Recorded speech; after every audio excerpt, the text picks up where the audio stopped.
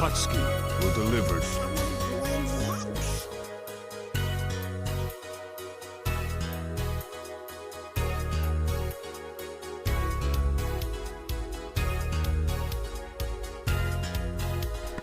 Hello, Reborn. Hope you're having a good day. And if not, I hope you're reborn into a good day one day.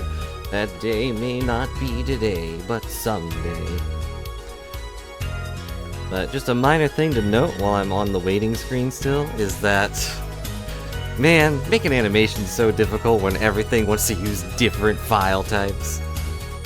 You can see the little spinning orb on screen, right? It's there, it's pretty, it's great. But OBS can't read a PNGs. It can't read animated PNGs, so I had to take the animated PNG, which was formatted from a GIF, and then reformat it to a GIF using a website, and then had to resize it just so it would actually work on OBS. All because Fire Alpaca can't make GIFs without backgrounds. So, you know, that was fun. And at the same time, I was thinking Discord can't read a PNGs, even though they use a PNGs for their stickers. You can't win. You can't win. But hello. Today's already been a day with, you know, this and that. It's also the worst feeling when you have a somewhat inspiring dream for this and that, and then you wake up and you're like, oh man, I forgot everything. Like, I basically wrote a novel in my dream, and then I woke up and was like, there was a person. Yeah, that was in the dream. It's not a good feeling. But speaking of novels, we got The Spirit of Justice here, where we're having to argue against Mr. Phoenix Wright himself as Apollo. Although, and maybe I'm a little biased, based on our history, I'm not really sure that's Phoenix Wright. It might be a big fat phony. But no, it's probably him. It would be funny if they came back to that, though. Say, oh yeah, didn't you guys notice this isn't your boss? Yeah, no such thing. Although really, Phoenix would probably be heartbroken if his actual friends and, you know, co-workers or whatever just didn't know it wasn't him. Like the judge, whatever. I'm sure the judge feels like he's meeting someone for the first time every time. But, you know. And never forget LT Gray. Or Edgeworth that one time he wanted to just, you know, kinda help out and pretend to be Phoenix, who was in the hospital. I did see a comic of Edgeworth understandably flipping out when he saw the Cyclops.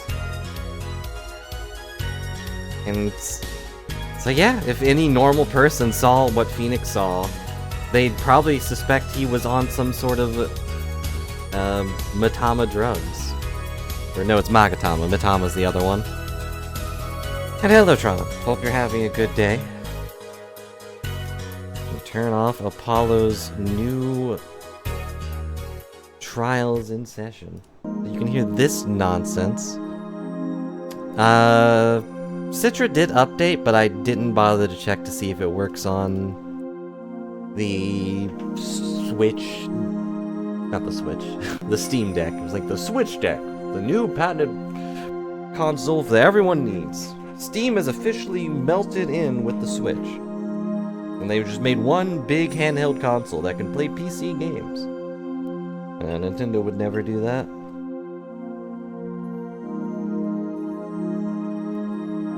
No murder this time. Well, potentially. But hello, Random. Hope you're having a good day. And I did say the conspiracy of Phoenix not being Phoenix, but I do think that the doctor's death was a little too coincidental. I wouldn't be surprised if they revealed that he actually was murdered, and this non-murder case will become a murder case. Same as usual, random. Nothing to report, other than that someone was gonna go and get stuff at Walmart and whatnot, and then they got to their car and it was dead again. So that was fun. But I had already said I wasn't going, so no skin off my bones. Not that there's much skin on my bones to begin with. Or whatever. You know, it's mostly muscle and whatnot. But anywho. Also, there is a pun in this Turnabout Revolution, because we're arguing about an orb. And I'll leave it at that. I'm impressed. It's definitely intentional. Because it can't be about the other revolution. We're not even in Kararin right now.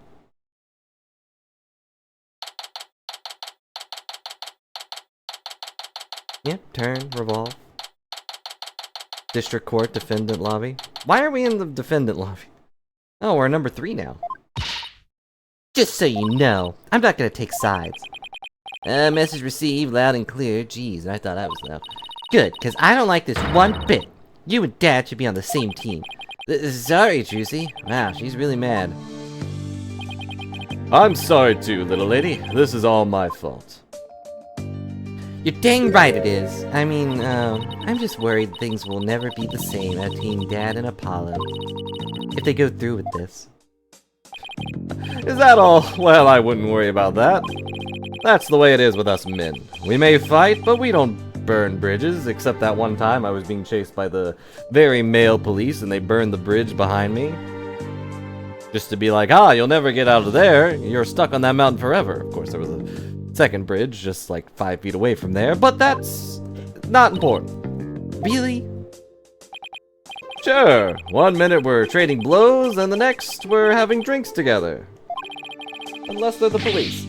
We're simple creatures at heart. We're gonna die. I sure hope you're right. Sorry I'm late, Apollo. You would not believe the traffic around the airport. There were like planes and stuff. One of them went right over my car. Dina, there you are. Ah, yes, of course. Right over a waterfall, too, of course. Just swing right across the burning bridge and the giant gap between mountains. What happened with you and Mr. Wright yesterday? Oh, about that. I ended up going to the wrong airport. How? I was waiting there thinking his flight was really late, and before I knew it, I dozed off. By the time I woke up, it was already dark. I figured something like that had happened. Even though there's only one airport in this general area. Being late and dozing off, the two things you do best. Ugh, guilty as charged. Oh, then I take it you have no idea what today's case is about? Not a clue! Sorry. What is today's case about, if I might ask, and, you know, re-inform the people that are watching and maybe really, I forgot. Another locked room mystery? A suspect with a flimsy alibi? Ooh, or a dying message? There was a flimsy ladder. Does that qualify? Sorry, strike 3, you're out. It's a civil case. A what? A civil case? What's that? Well, it's like a fingerprint, but for, not really guns, but for civil disputes? You act like I'm speaking Swahili there. It's just the Right Anything Agency specializes in criminal law, or so I thought. That's just a coincidence. In civil cases, there are no prosecutors, right? Instead, both parties retain an attorney. Right, and the other attorney is someone you know very well. Blackwell?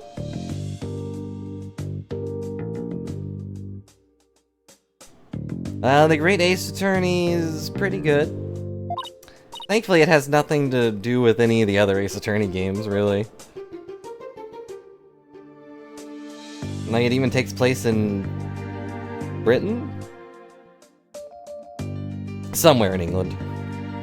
Really? Who? Trial begins shortly. Please proceed to the courtroom at once. Okay, let's do this. Apollo, wait, who's the other attorney? And where's Mr. Wright? No time to explain, even though I could literally just say 2 words. Let's go. Okay, right behind you. I guess. Will Maya be on Wright's side? That would be funny. Do I have to play both sides and counter-argue with myself? Why were we in wait room number 3, but in court number 6? There he is. Court is now in session. Probably? Been a while since I watched Sivia play it. Oh, is this some sort of practice session? I don't think this is allowed. You're kind of in the same office. Mock trial, perhaps? No, it's not, Your Honor. That's the real deal, Your Honor.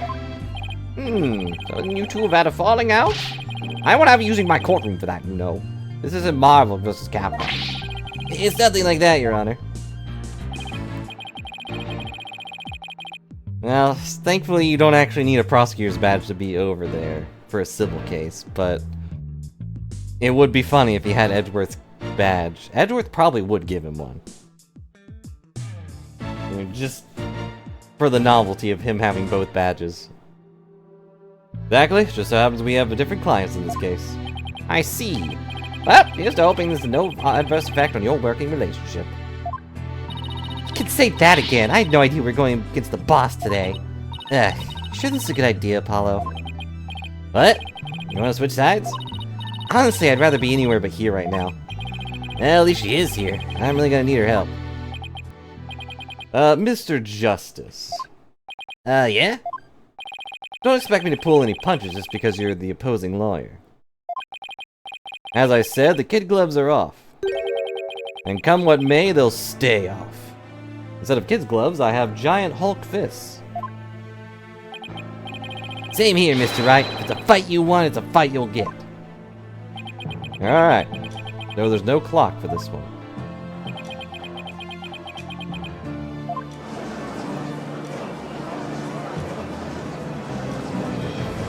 Is it allowed, by the way? If you're in the same law office, you're not really allowed to fight each other in court, are you? I think they were just too lazy to make another character. They couldn't just make another normal lawyer. Yeesh, you guys are really chomping at the bit, aren't you?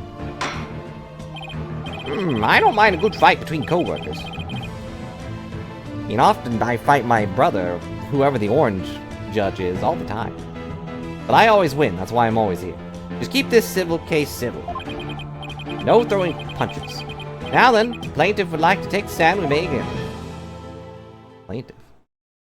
That's a new one. Right, left, right, left. I refuse to believe this fit into this room. There's no way that thing fit through those doors.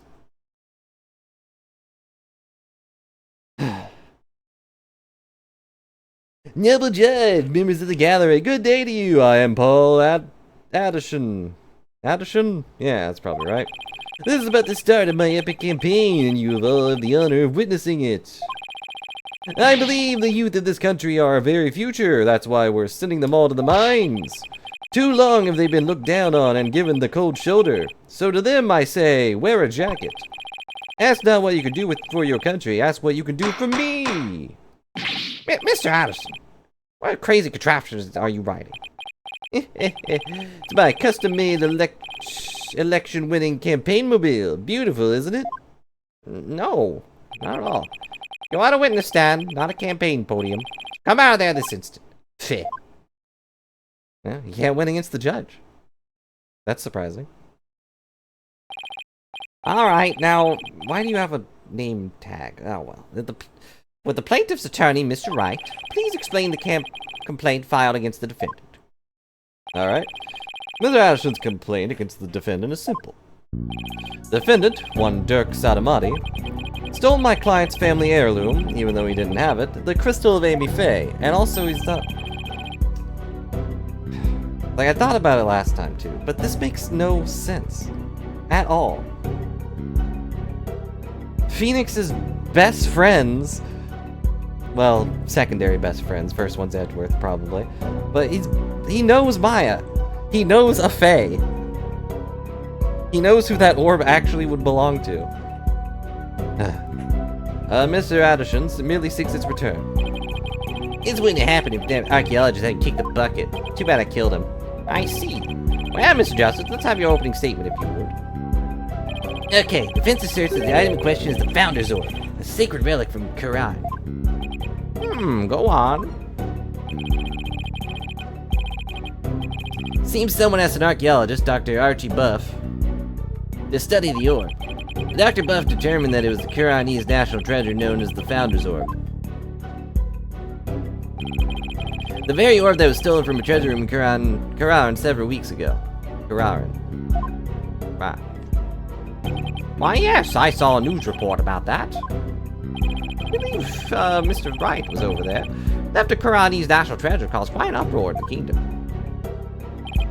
Well, we believe there was not, in fact, the theft of the natural in the traditional sense, but rather it was spirited out of Quran by someone from Dr. Buff to study. For Dr. Buff to study. Ah, you don't say, and...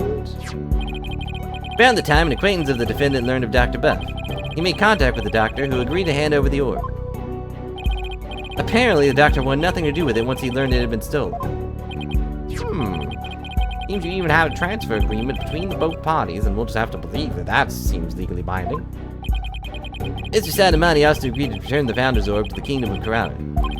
Once the doctor verified it was the real thing, which he did. I see. This dispute centers on whether the item in question is the Founder's Orb or the Crystal of Amy Faye. That, in turn, will determine the object's rightful owner. I better bring my A game. Going as Mr. Wright won't be a walk in the park, even though he usually spends 90% of the time panicking. Come to think of it, the name Dirk Sadamati sounds awfully familiar. But I can't recall where I've heard it. It's probably your imagination, Your Honor. He's just a tourist, after all. My imagination, you say? Are you sure about this, Paulo? He's a wanted criminal in Kararan, isn't he? In Kararan, yes. Here, he's just a tourist. Don't worry about it. Don't think about it too hard. Well, let's begin the proceedings. Bailiff, would you bring the first witness? Why would we have a witness? Who the heck are you? Why does it always start at their feet? Oh, it's Emma. Was she wearing different shoes last time? Emma.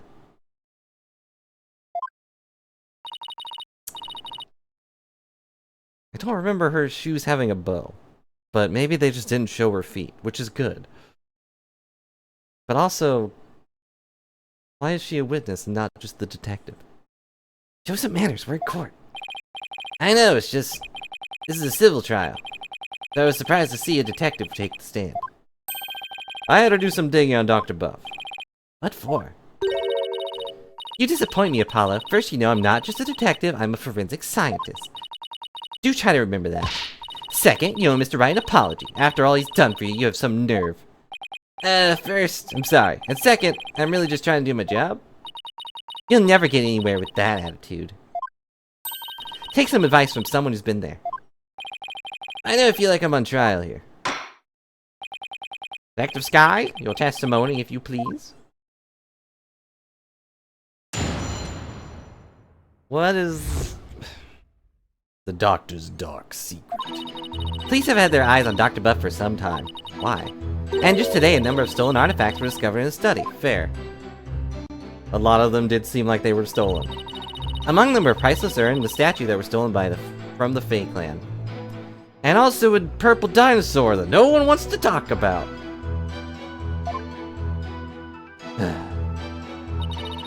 Seems the doctor would do anything to study artifacts, including steal them. As for the relic in the center of the dispute, he likely stole it from the Atchison residence, even though it wasn't there, because it was in the Fae family residence. The doctor is a thief? It was a thief. Why am I just hearing about this now? Well, cat burglary is something he put on his resume.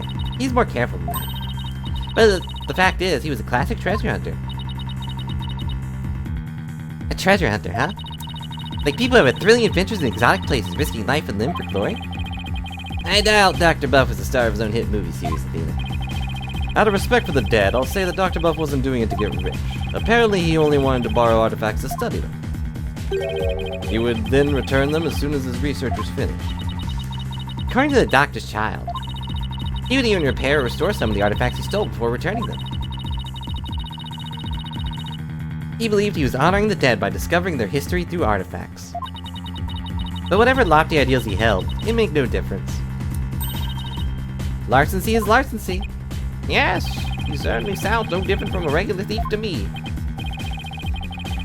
I mean, a regular thief wouldn't return the items they stole, but, you know, whatever. Alright, let's say for a moment the doctor really did moonlight in stealing artifacts. Might he not have stolen the Founder's Orb in Carrara and brought it back here himself? Nope. There's no record of him traveling overseas in the past few years. Plus, he couldn't very well leave his reclusive child at home all alone. Yeah, that's fair. It really must be the Crystal of Amy Faye. Yep, he stole it from the Addison residence, probably so he could study it. This is the left hook I did not need. But you never saw that coming, Apollo. Yeah, when Mr. Wright said the kid gloves are off, he wasn't kidding. Even though, if he was kidding, that would imply the kid gloves were still there. Mr. Justice, you may proceed with your cross-examination. So the doctor was the thief. Isn't it more likely he just stole from the Fae clan? Also, we already know there wasn't an orb in that urn, but whatever, it's fine. Hold it! Hold it. How exactly did Dr. Buff arouse suspicion around the police anyway? Chalk it up to good old-fashioned sleuthing.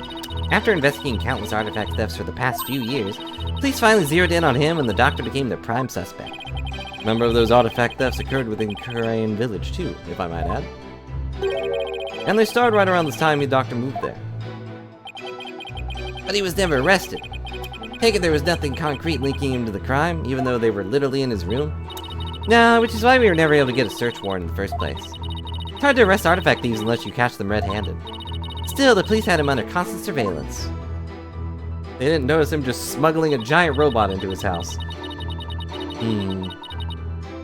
Hold it! Are you sure these allegedly stolen artifacts are the real deal? They're not fakes, that's for sure. Whoa. I don't know why I lagged there. Take the urn, for example. Apparently it's an extremely intricate work of art, and also has been shattered at least twice. Its design, cracks, and other features would be impossible to replicate perfectly. Actually, I've had a few run-ins with that urn myself, so I was shocked to see it there in the doctor's study. I can say without a doubt, that urn was stolen from the Fae clan. I see. Active Sky, please continue with your testimony if you would. Yeah, at least he admits he's seen it before, that's a first. Hold it! Any other stolen artifacts found besides those belonging to the Faes? Yeah, for instance... Remember the large relief on the wall? It was chiseled out of some ancient ruins in the Kingdom of Carrara several years ago. The big rock by the scroll? Huh. I wonder if that will be important. Or does it mean the other thing up there? Yeah, it probably means that one, because that's got the Holy Mother on it. That's... How did he sneak that into his house?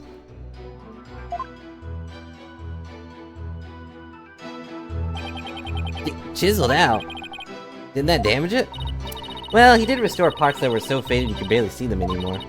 Seems he intended to return to someday, so one could say his intentions were good. But good intentions are no get-out-of-jail-free card, that's a fact.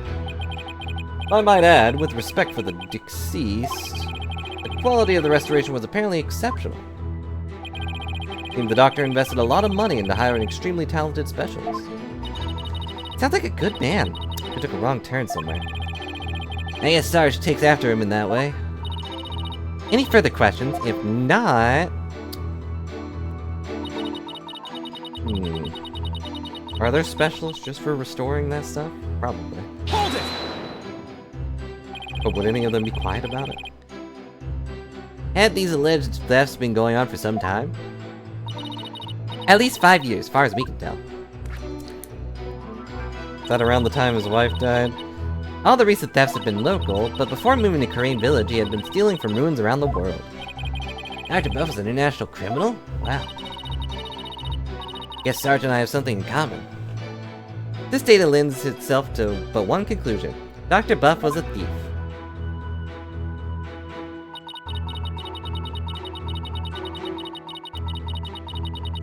Hold it! Hold it. Claiming he stole a family heirloom for the Addison reticence, but claiming something doesn't make it true. Unfortunately, it is true. How can you be so sure? A police report was filed concerning the theft. 1 year ago, in fact. What? Oh, a year ago. August 25th of last year, to be exact. The report states, and I quote, "The crystal of Amy Faye was discovered to be missing. From the Addison storehouse at 10 a.m. The storehouse lock had been picked. Signed, Paul Addison Wimperson." His name is Wimperson? Wow! A year-old report certainly leads the plaintiff's claim to creditors. Yeah. Doctor could really have stolen the crystal of Amy Faye. Not only that, Your Honor, but the Founder's Orb was only found to be missing several weeks ago, but nearly a year after the crystal's theft was reported. Therefore, I believe we must consider the orb and the crystal to be two separate items. You don't actually know that, but... Paul Addison Wimperson, not the most awe-inspiring talent, is it? I see why he cut it. Not that he inspires confidence without it. Still, I'd probably do the same in his shoes. Yeah, fair. Police report was filed about the crystal's theft a year ago. The theft of the Founder's Orb was only reported a few weeks ago. So the crystal's police report was filed way before the orb was found missing. Guess the stolen relic is the crystal of Amy Faye, as Mr. Addison Wimperson asserts. I'm just gonna call him Wimpy. I doubt the police report is fake. After all, Emma is the one who submitted it, as evidence. Still, I feel like something we learned in that police report is important somehow.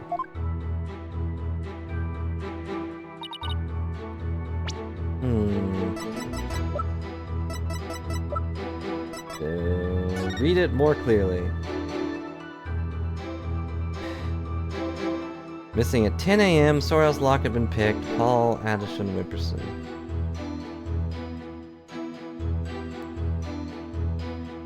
Huh. Also, I'm gonna go over all these other things.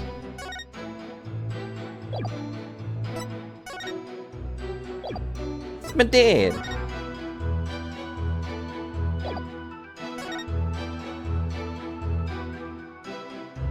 And, like, something's off about how the fact that he's... the way he fell. I don't know.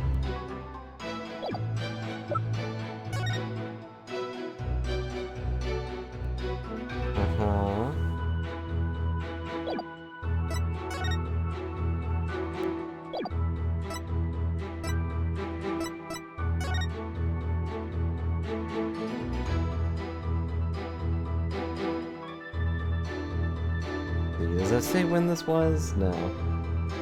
But this is probably important. Also, I don't like that there's an eye just staring at me.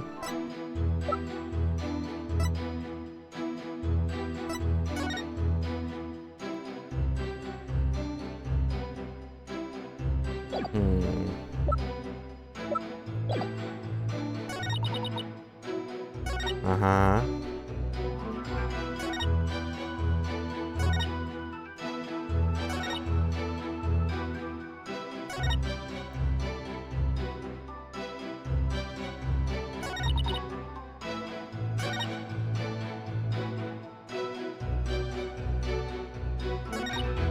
Which thing am I looking for here? Hold it!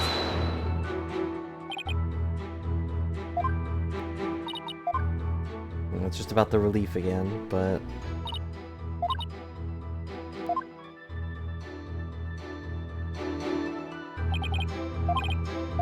Didn't that damage it?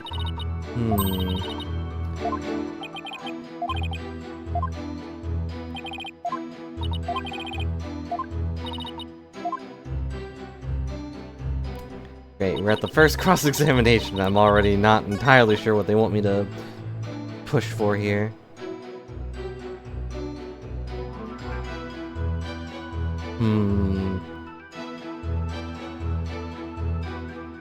Also, not even the residence, it's a storehouse. But why would the orb be at a storehouse?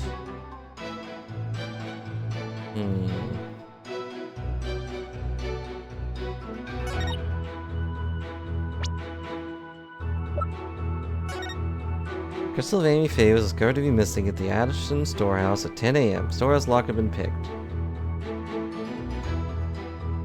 Weird it doesn't have the whole August thing in there, too. But I guess the time of year doesn't really matter, huh?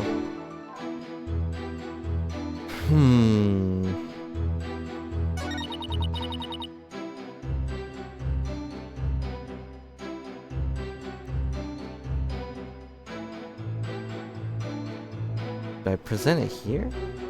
They would have also been in the storehouse, right?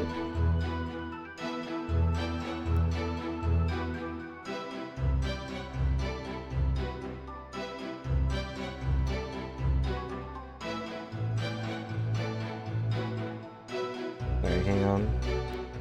Got a message from someone? Okay.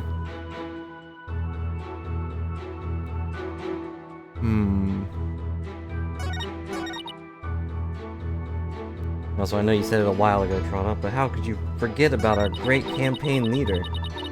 He's just, trying to...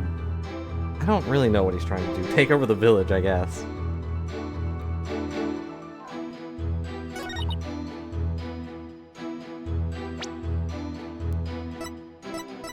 Like, it's gotta be this, because I got this from pressing. But... I don't want to get hit at the very beginning, you know? Yeah, let me read through the things again. If I use the microphone, do I have to yell objection or press?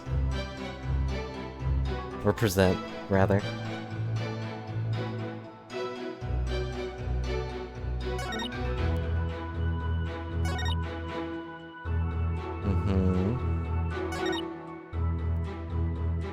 Do anything to study artifacts, including steal them. Okay, which one is it?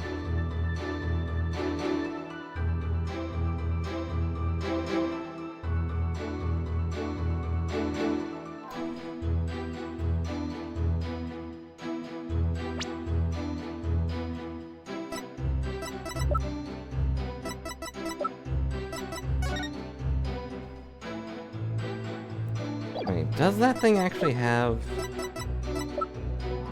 Where is it?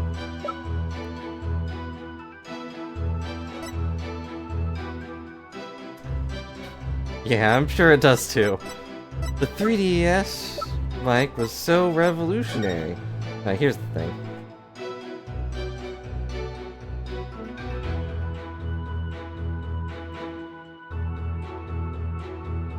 Does this have a time on it that I'm not seeing? Wait, what does this say?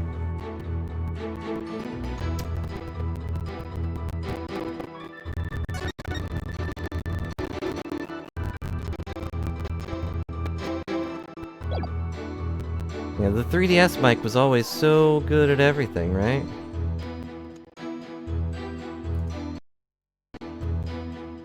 Do that just in case. Do I present the thing or the... Yeah. Objection! Okay. Doctor stole the relic from the plaintiff? You sure? That statement doesn't agree with certain piece of evidence. What do you mean? Take a look at this. What about it? It's a USB. This contains an email from the doctor's computer. An email? That little piece of plastic. Oh, jeez, Judge, come on. You should know better by now. We've dealt with robots. I don't believe it. I'm afraid I don't understand. Oh, this stick here can store all sorts of computer data. I still don't get it. Here, just look at this. I got a laptop. It's fine. Apparently, the doctor is reporting his research findings to a certain individual. We don't know who. Now take a look at this. The police report Detective Sky presented to this court. You can see the plaintiff's legal name on it. Paul Addison Wimperston. I can see why he dropped the Wimperston from his name, but that's hardly breaking news. Look closer, Your Honor. Ah! His initials! Alright, I didn't get that at all. My thought process was, well, he wouldn't report to someone he had stolen from. But yeah, it's Paul Addison Wimperston. Okay. Paul. 711. Is the 711 important? Should I know what that one means? Right. The plaintiff's full legal name is Paul Addison Wimperston. Now consider this. Email's recipient address starts with 3 letters. P-A-W... Don't tell me! Oh, but I will anyway. The individual who hired the doctor to study this disputed item is none other than Paul Addison Wimperston. Wimpy himself. Wait, then that means... Exactly. He wouldn't have asked the man who stole his family heirloom to study it. Therefore, how could this possibly be the crystal of Amy Faye?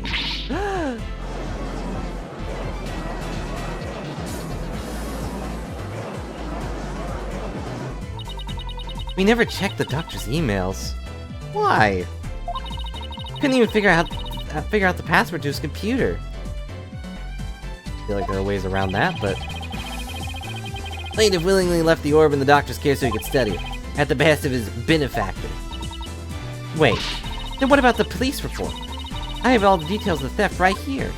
It's probably for another relic, the real crystal of Amy Faye. He just using the report as a way to claim that our orb is actually the stolen crystal. Objection! That's smart. Objection? And how are you so certain that Paul refers to my client's initials? Maybe the email's recipient was a dog lover. That's impossible, Mr. Wright. Perhaps. Let's get to know your client a little better, shall we? Mr. Paul Addison Wimperston.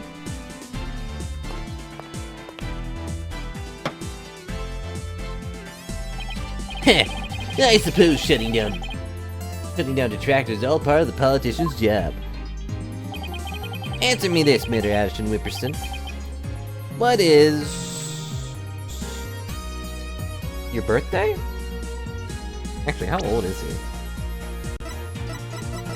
The birthday makes sense, right? He's 25. And he walks to the stand just because he doesn't have his stupid car. I don't know what these two have to do with anything, so I'm gonna go with your birthday. When is your birthday? My birthday? It's July 11th, but what's it to you? Man, I should have waited a little bit before playing this, huh? We could have played it on his birthday. Oh, I see. You can address birthday gifts to my office. But full disclosure, I only accept gifts valued at 1,000 or more.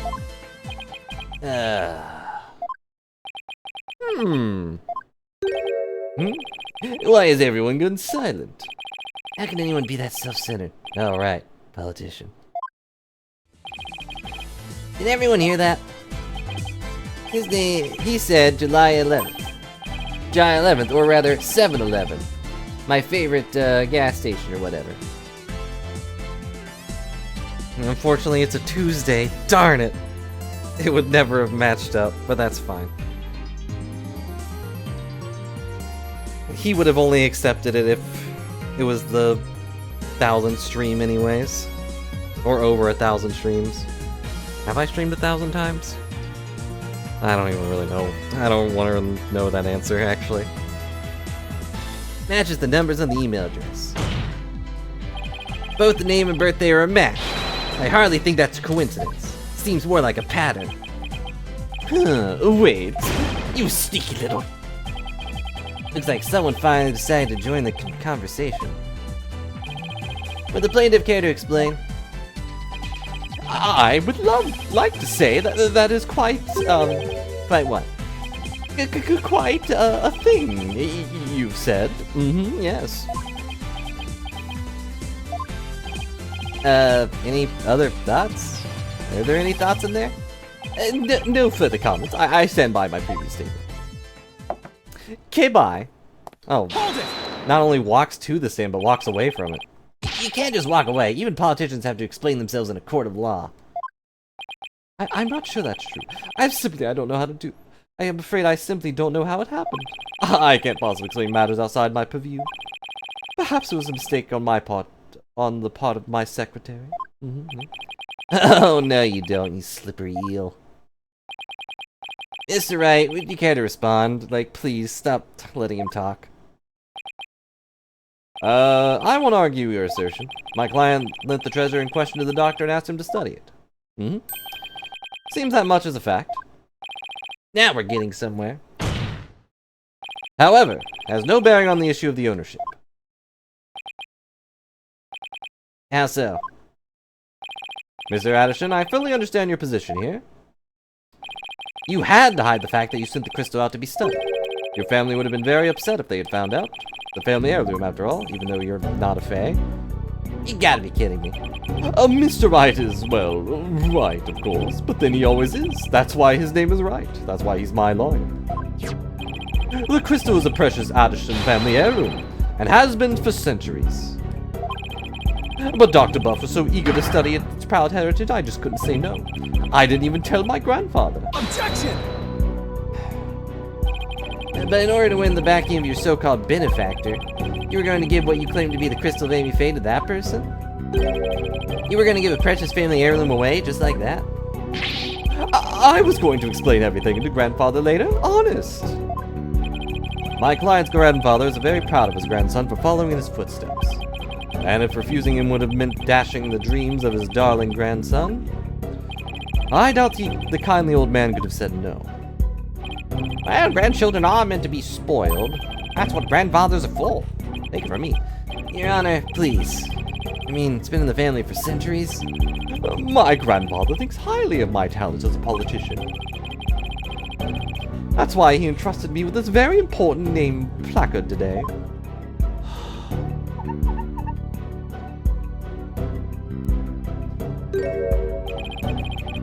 I'm sure he would have been okay with me using the crystal as I saw it, yes?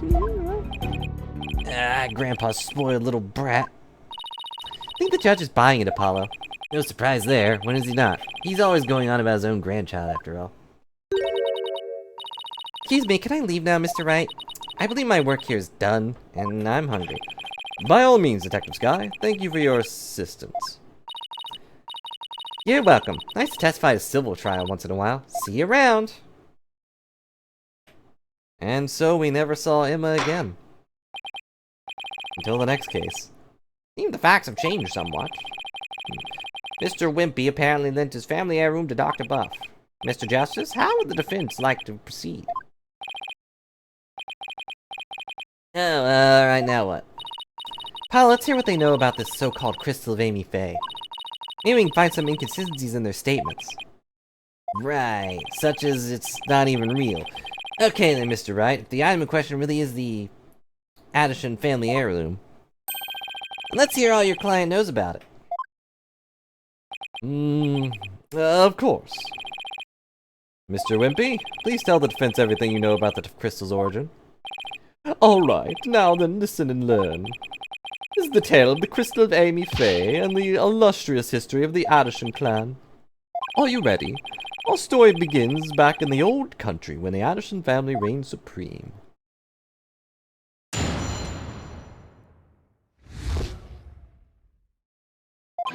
My ancestor was praised as a benevolent ruler. He protected the spirit mediums, a minority back then, from the rest of the locals.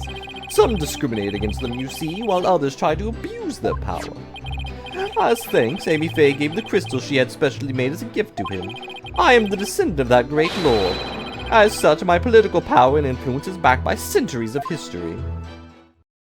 That last part's not really relevant. Now that devolved into a great load of agronizing propaganda fast. As you can see, the crystal of Amy Faye is an heirloom of the esteemed house of Addison. And you have proof that it's always been the Anderson family, other than it being part of the Fae clan? I have someone who gave me a statement to that effect. My client's neighbor, one Ives Shinto, age 85, gave the following statement. The Anderson showed me the crystal back when I was but a lad. Objection! Objection? What? Can we really trust the memory of an old man? Mr. Justice. The judge is an old man. Can you explain that statement to the judge? Ow. Oh, I didn't mean...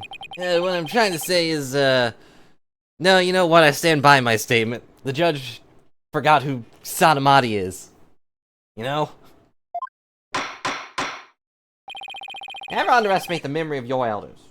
Even if I don't remember who you are, and have mistakenly thought that Mr. Wright had red skin and all that stuff. I may forget my verdicts the next day, but the memories of the past are clear as day. Therefore, I find Mr. Ives Shinto's statement to be perfectly credible. Wow, do you see how Mr. Wright got the judge on his side? That's a first. That's definitely a trick I want up my sleeve. You're not helping, Athena. May cross-examine the witness, Mr. Justice. If I remember to listen. Do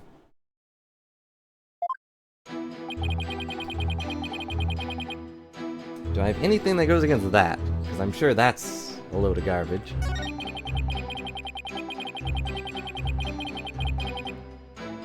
I don't think they were a minority, were they?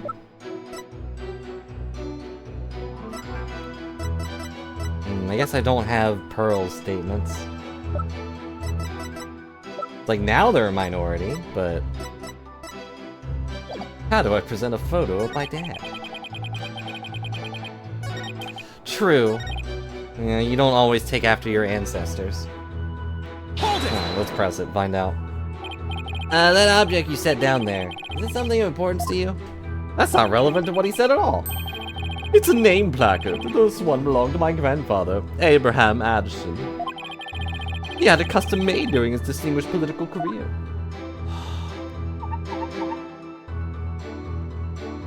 It's just a piece of wood. It's special because it was crafted from the finest Italian plastic. Sorry, it's plastic, apparently. It's not even wood. It's not even mahogany. I wasn't aware Italians were famous for their fine plastic. Hehehe, you can touch it if you want. No, I'm fine. Very well, I'll just continue with my testimony. My ancestor was praised benevolent ruler, but he was also an eminent politician. That had nothing to do with his ancestor at all. But that's Apollo's fault. Hold it! I take it their relationship with the Fae clan was a close one. A smooth and open line of communication with my entire electorate. That is the Paul Addison way. Huh? Oh, sorry. I was asking about your ancestor, not you. Well, it's about me and my ancestor. Feel free to ask me anything you'd like. Transparency is government. That's the Paul Addison way.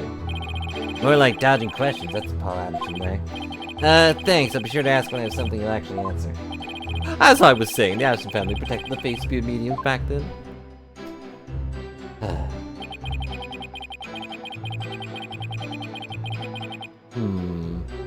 Hold it! I don't really recall them being discriminated. Fear means we're tired of discrimination? Yes, some people even treated them like they were monsters. The transformation the mediums underwent when channeling spirits frightened the locals. Fair.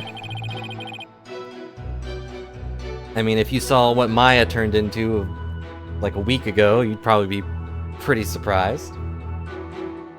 And then there were those who tried to use them. You mean they sought to control the channeling powers of the mediums? A large amount. Discriminating against the minority is absolutely despicable. A vote for me is a vote to end discrimination. I vow to root it out wherever it may be. That is my promise to you. He's totally ignoring your questions. It's like you're a moderator at a political debate. And only he cares about his talking points. As thrilling as your campaign is, could we please get back to your testimony? Feh, as you wish. Now then, as for the crystal of Amy Faye. Oh. I don't think it was a picture when you talked about it before. Hold it! Said she had it made, so it was made in Japan? That's right. They say she hired a famous craftsman to make it. They say it's quite valuable too. And you were going to take such a priceless family heirloom and just give it to your patron? Feh, that's so typical of you ignorant, common types. Making difficult decisions when the chips are down is what being a politician's all about.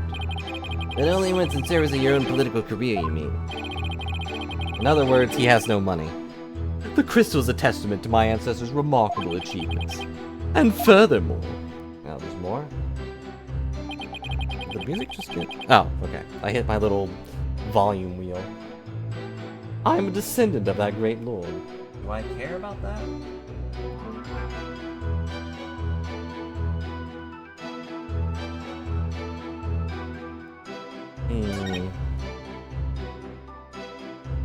But I feel like this picture is important. Let's see. Do we have something for that? No, we have the picture. That's important. Research notes. Okay, yeah. He did just say it was made in Japan, when it was clearly not. This one isn't, at least. Objection! Okay. Say the name you Faye had the crystal maiden for your ancestor. So am I to assume it was made in Japan? That's right, you literally just asked me that. The craftsmanship is unbeatable.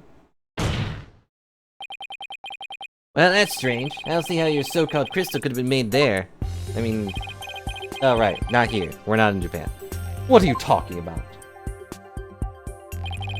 Quite obvious if you take a closer look at this. It was the little eye thing, right? Let me double check.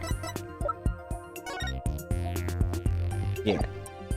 It's the same eye that's on the containment thing. Take a look at the distinctive design here. According to Dr. Buff, Mitama motif dating back to the early days of the Kingdom of Kararan. The Kingdom of Kararan, hmm? And you base this on... Here, this piece of evidence, Your Honor. I don't have to present that. These are the doctor's research notes on the Founder's Orb. This is the box in which the orb was originally stored. The same thing. It's the same pattern on the one found in the orb. They do look like the same pattern. Also, there's a blood stain on this. Is that normal? Yeah, don't worry about that. It's not important. Therefore, I assert that the disputed item must have been made in the Kingdom of Kararan. Ah! Oh, my panicle. Objection! Objection. Kararan channeling technique originated from the Kingdom of Kararan. Amy Faye is known to have traveled there to train. With that in mind, who's to say she didn't bring that pattern back with her? Objection! Objection, but since it's clearly a Kararanese design, not even you can deny the possibility that it was made there, in the Kingdom of Kararan. Objection! Anything's possible to some extent, but that doesn't make it true. So you can't conclude the orb is from Kararan based solely on that pattern. If it were that simple, I could just easily say it's Japanese. That doesn't make any sense, Mr. Wright. I have to agree with Mr. Wright. The pattern alone proves nothing. But that also means there's no basis to claim the item dispute was made in Japan. At this rate, we're going nowhere fast. Ah, he's right. We're just spinning our wheels here. Going around in a revolution. What if we have any evidence that could break this stalemate? Evidence that could break this stalemate. It exists, but what is it?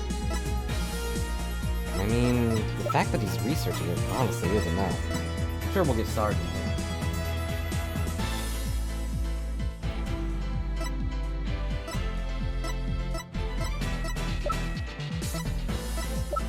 I don't really think we have any other than... I don't know. I was gonna say it could be the thing that it was in, but that just proves that that little lock-in thing came from Kararan.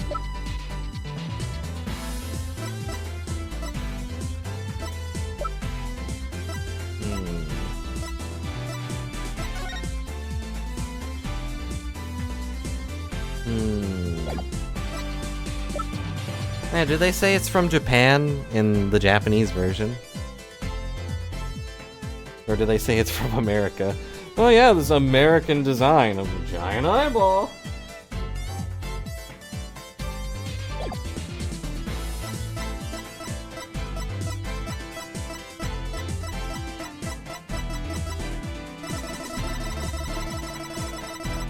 Dang it. Vince would like to present a piece of evidence to the court. Uh-oh. Piece that will finally break the stalemate. Oh? Well, you've sure piqued my interest. Let's see what you got. Alright. Now prove this is, in fact, the Founder's Orb. Take that! Whoop, I pressed the wrong button. How does that piece of evidence prove that the relic is Founder's Orb? It doesn't, does it? There's a bunch of boss. But not by any means I can fathom. Sorry, Apollo, but I have to agree with the boss on this. Yeah, me too, actually. Me 3, Defense. Yikes. I think that one over again, Mr. Justice. Well, that was an accident, but, you know, it still counts.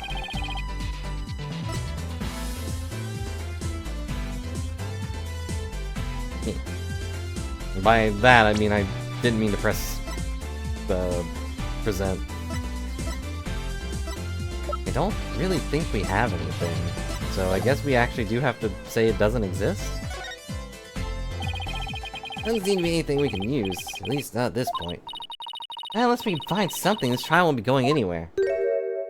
Although he seems pretty nervous. What? Oh, he taped it. Phew, that's much better. What's his deal? I have a suggestion. Why don't we consider this from a different angle? I'm listening. What if the Defiant Dragons really were authorized to take possession of the relic? I'm afraid I don't know where you're going with this. Where do dragons come in? Consider the orb transfer agreement, which states, I agree to hand over the Founder's Orb to the Defiant Dragons if I will come to no harm. What if, as the last part suggests, this was written under duress? That would render the agreement null and void. Oh no. What are you suggesting, Mr. Wright? While you were on your little cave expedition, I was investigating Dr. Buff's accident. And there was something you overlooked, Mr. Justice. Namely, that his accident might have actually been murder. I knew it!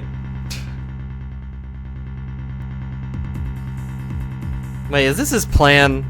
This is his entire plan of why he's doing this, just to convict this guy of murder? I wouldn't put it past him. He's done weirder things. Man, it's not even a civil case anymore. Emma, get back in here. Hello, Gum. You're just in time for murder.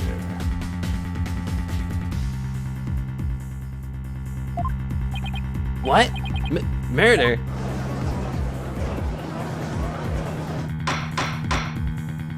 Mr. Wright, you do realize such statements are not to be made lightly. You suggesting the doctor was murdered by the Defiant Dragons? Yes, but follow me on this for a sec. The books that came tumbling down were from the archaeology shelf. However, among that mountain of books was a single volume on psychology. What's more, there was some blood on it. And you feel this is important because... the books that came tumbling down were from the top shelf, the archaeology books. We know this because the doctor's books were meticulously organized by the subject, and also, I mean, like, he's the one who designed this thing. It'd be really stupid if he fell down from a ladder. Also, the ladder didn't fall down, so that's also weird. Archaeology took up the entire shelf, so that the psychology book is completely out of place. And, you know, I noticed this, why didn't you? And hello, Sivia, hope you're having a good day. Come think of it, the shelves were arranged quite carefully. It's also worth noting that psychology books only take up a tiny part of this bottom shelf. Might wonder why a book on psychology was found amid the pile of archaeology books.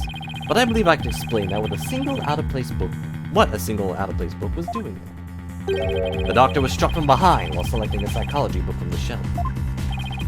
And that's when the blood got on the book? Precisely. And to make it look like an accident,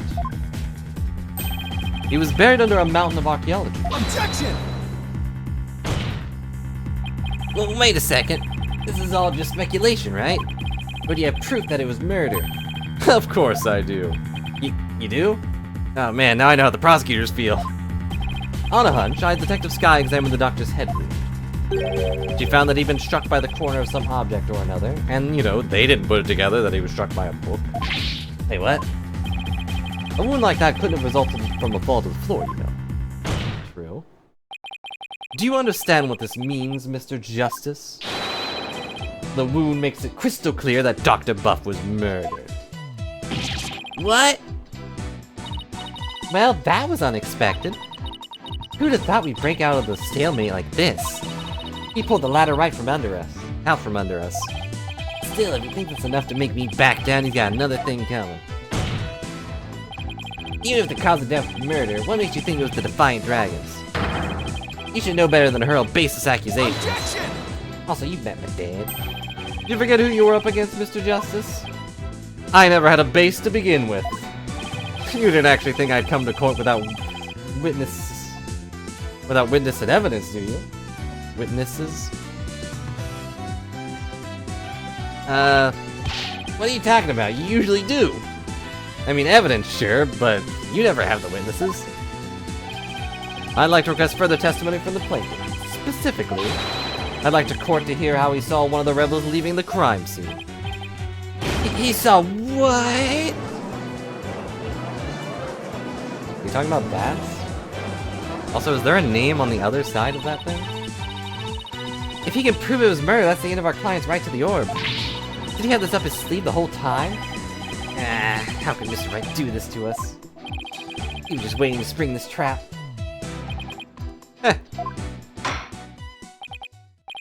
This trial's taking another unexpected turn. It's weird to have Wright, like, you know, on the aggressive like this. Must mention, Mr. Wright, that you've yet to identify the murder weapon. The object used to commit the murder was not located at the scene of the crime. It wasn't the book? The murderer likely disposed of it elsewhere.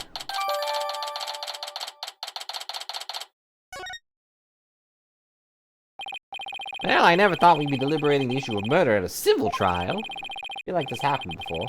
Alright, Mr. Wimpy. Your testimony, if you please. I left at some point. Prepare to be dazzled.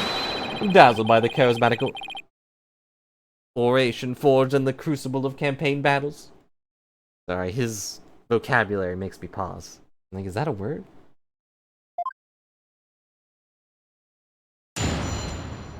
I appreciate the continuity of it being taped, though. Usually things just reset. Thinking back to, like, the first game when that lady snaps her pipe, and then suddenly it's back again.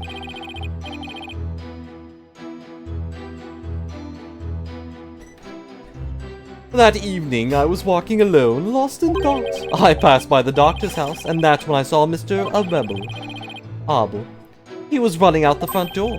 It was around 10 at night. Surely that must have been him fleeing the scene of his crime. A vote for me is a vote to end such violence. That is my promise to you. Uh-huh. Oh, the plaintiff saw a possible suspect fleeing from the doctor's residence. And it was within the window of the estimated time of death. What a big coincidence. That's a rebel. What in the world were you doing then? One of the books is stained with coffee. I think Mr. Rebel was loitering about the Kurain village that day. There's evidence that he was in the doctor's study as well. Isn't that right, Mr. Justice? Yeah! You mean the suitcase? Yep. Exactly. He must have been quite a rush to leave that behind. Oh, and by the way, Your Honor, Mr. Rebel just happens to be sitting in the gallery today. Yeah, you found me! See? That's him trying to escape as we speak. Bailiff, don't let that man get away. Right, you backstabber. Why are you doing this to me? Ah. Alright, the counsel/defense may question the plaintiff/witness once more. Too many slashes. Hey, please proceed, Mr. Justice. Now, how did Phoenix know he was in the gallery?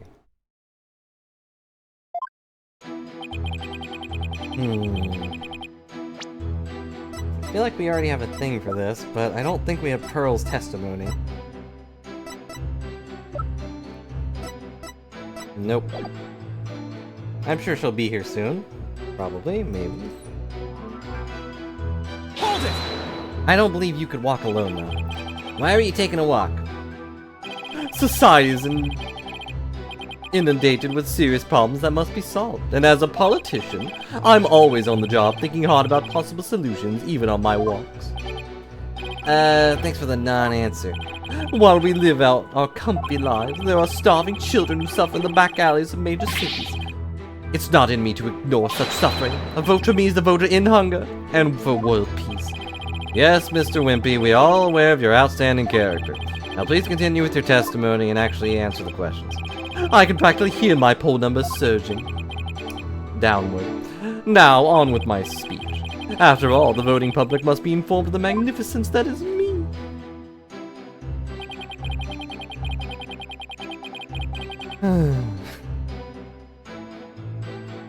Hold it!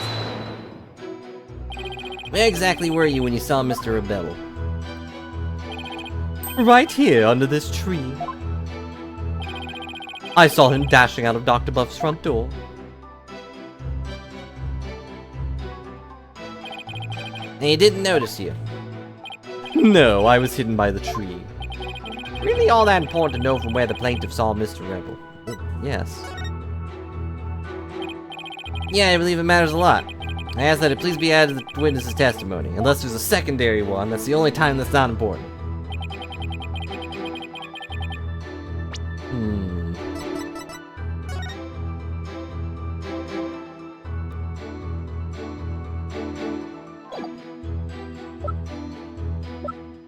I mean, he would have seen the dead body, right? If he had seen, there was a big old window right there. Do I have to press this first? Hold it! What were you doing under that tree? A lack of lateral thinking. That is a politician's downfall. What? That is why, if I'm elected, I promise to think outside the box. The question was, what were you doing under the tree, Mr. Wimpy? Fair. I suppose I can't expect a plebeian such as yourself to understand my grand design. Oh yeah? Try me, O Lord of Plebs. Mr. Wimpy, I believe the court is well aware of your grand political vision, but could you actually, answer a question? Now let's have the rest of your testimony, if you please. But he didn't answer the question. Can hardly wait for the upcoming election. But he didn't answer anything.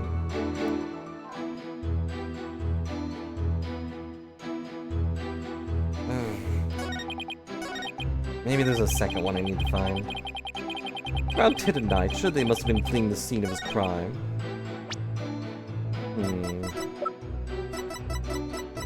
Where's his autopsy? Here it is.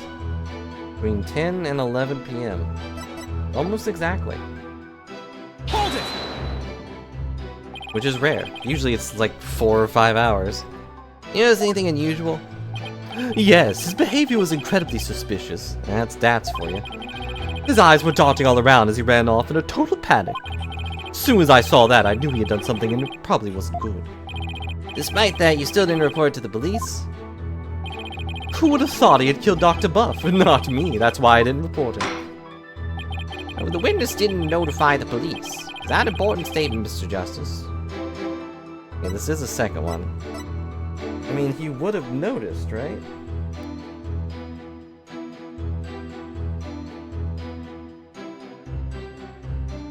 Right?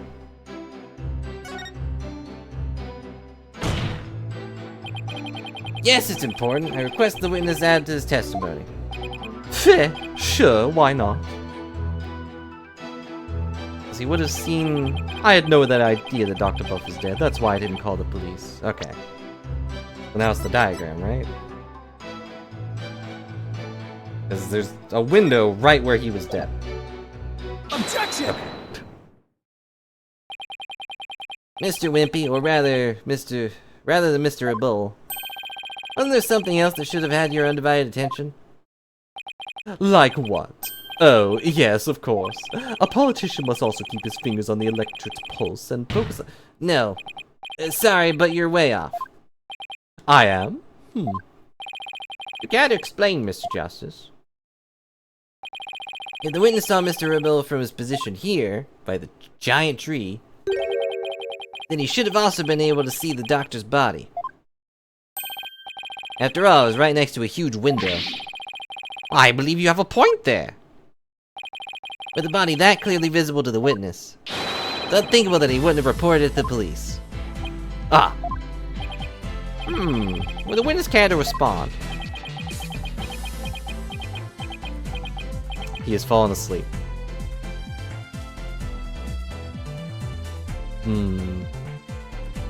If I let it linger here enough, does he hit the witness stand? Did he fall asleep? Mr. Wimpy?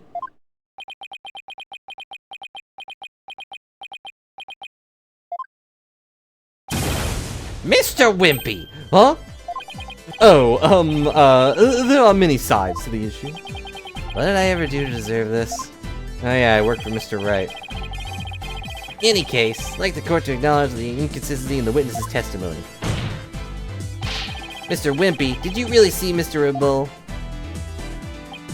Yes. Maybe. Alright, bye. Hold it! Hold it. Where do you think you're going? Oh, I thought I would turn to my seat, seeing as I had already answered the question. This isn't some small town hall debate, so you just stay right there until I say we're through. I'll have to run that by my campaign manager before Objection! Objection!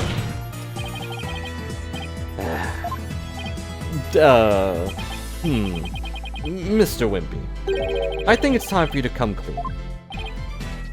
Huh? So then, does it mean he didn't see Mr. Bull? As your lawyer, Mr. Wimpy, I advise you to divulge that matter we had discussed. Silence is no longer an option. Are you sure about this? I'm in the midst of running for office. I can't afford to let any strange rumors get out. Don't worry, you won't suffer any blowback for what you're about to reveal. You've already gotten that. Blowback? Not sure I like the sound of that, Mr. Wright.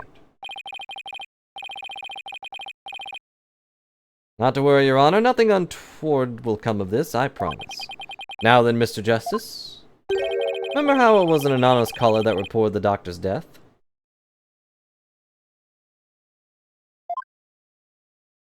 Come to think of it. No, but we'll flash back to it. Emma, who was the first one to discover the body? About that, whoever it was, it seemed they wanted to remain anonymous. What? Oh yeah, I do remember that. It happens now and then. Some people would rather not get involved with the police. Wait, you're not saying that... Yes, that's exactly what I'm saying.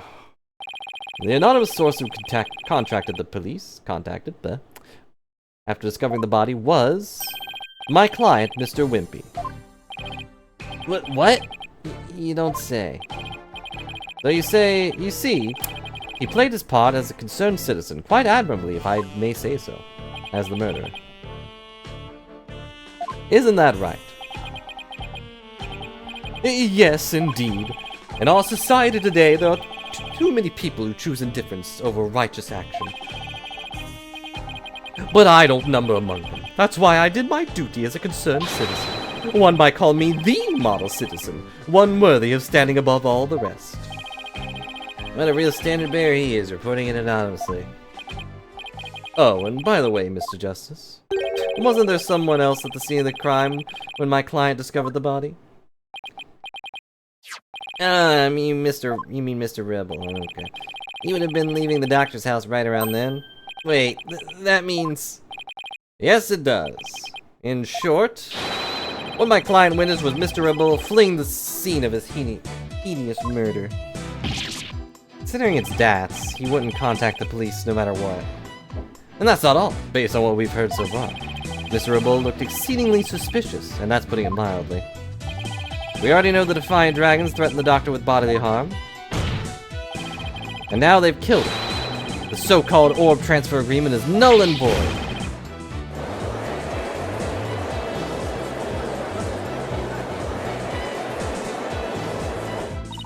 Apollo, if you don't come up with some sort of counter-argument... And what sort of evidence do you have? Can you actually prove that it was Mr. Orbital who killed the Doctor? That move had desperate written all over it. It's all I've got. I'm desperate. Evidence? Nope. I suppose it's true that I don't have any. I knew it. But I do have another witness. You do? You should know I always come fully prepared, Mr. Justice. I know you don't. My new witness will provide testimony proving Mr. Rebel's guilt. A new witness? I wonder who it could be. Hey, well, bailiff, please summon our new witness, whoever the heck it is. Meantime, the court will take a brief recess. I'd like both sides to use this time to prepare properly, understood? What are we preparing? Yeah, I hope you're all having fun if I fumble my way through this.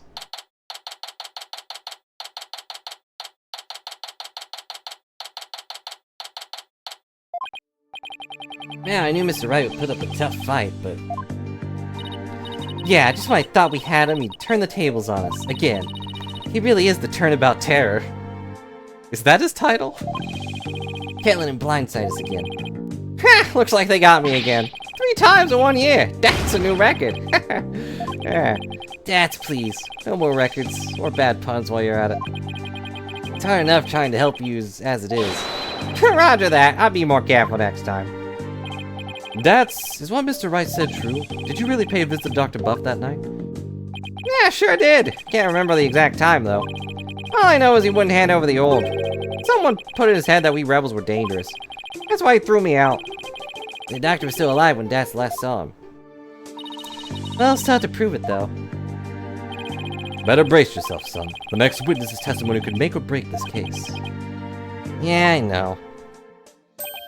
Hey, where's Trucy? Oh, I thought it was Athena talking. She went to go see her dad. Maybe she's still mad. More like worried. Worried that this trial will create a rift between you two. And you might leave the agency, again. She has an active imagination. That only happened because I almost died. Excuse me, trial will be resuming shortly. Yep, let's go see what the new testimony awaits us.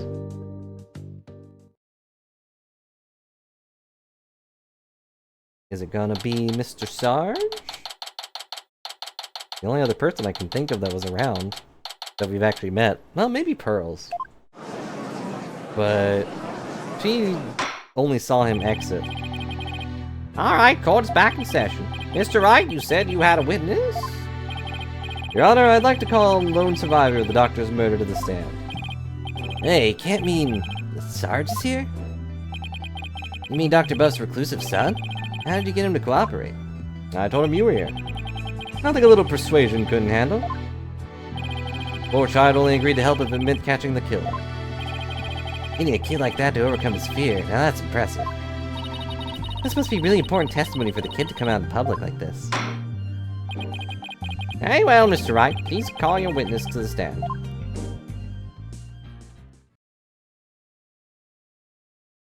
Why is it always feet? But like, there's no feet, because it's airplane. Or helicopter. Oh my! I don't remember what voice I gave him.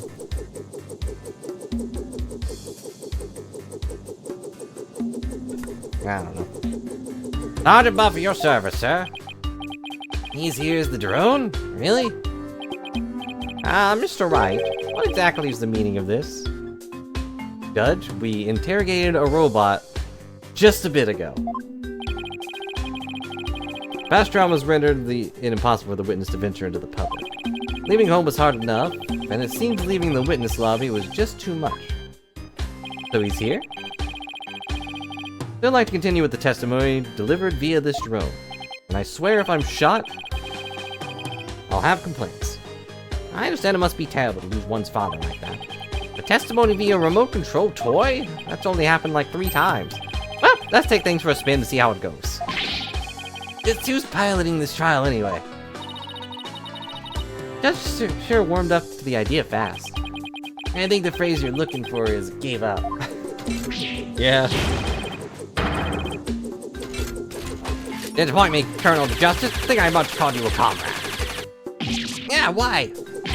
Defending the man who killed Papa? That's full-on treason, soldier. I hereby demote you back to private. Corporal? Private? What's he talking about, Apollo? It's a long story. You'd have to be there. Now then, are you ready to testify, youngster? Locked and loaded, sir. Ready to rain lead down upon the perpetrator. I wonder if the actual son, well, first off, has a model, but also has a mustache. Papa met with someone the night he died. I didn't have eyes on the ground, so I'd already mounted my siege defense. But I did hear him argue with someone in his study. My window, I saw that one detonated DATS getting ejected from the premises. After that, the man lingered around the perimeter for some time. He must have regrouped and killed my papa in the study later. I just know it. Uh-huh. He was thrown out, but later returned and committed the murder, did he? Yes, Your Honor. So the man my client saw really must have been the fleeing Mr. Rabot. Hold it! Objection! Right, you backstabbing no good. I didn't kill no one. Enemy, ready all missiles and fire! Oh, they weren't just for show. Whoa! Ha ha ha! Capitalist pig! Turn you into pork stroganoff.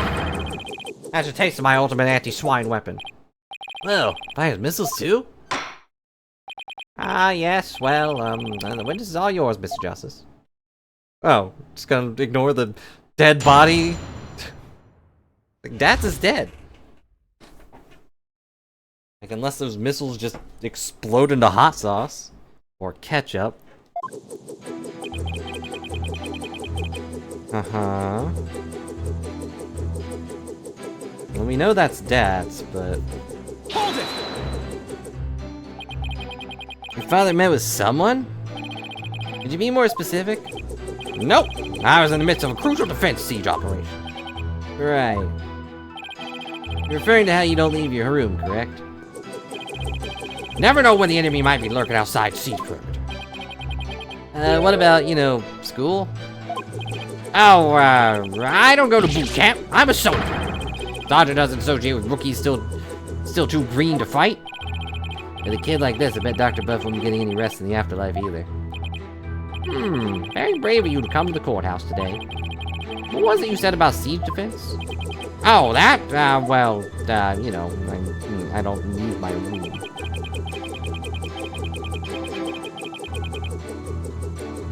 I don't know if that one's important. Now watch it be the most important. What was the argument about? I heard things like, where's the orb, and are you Defiant Dragons really criminals? Sound really volatile, like a war might break out any second.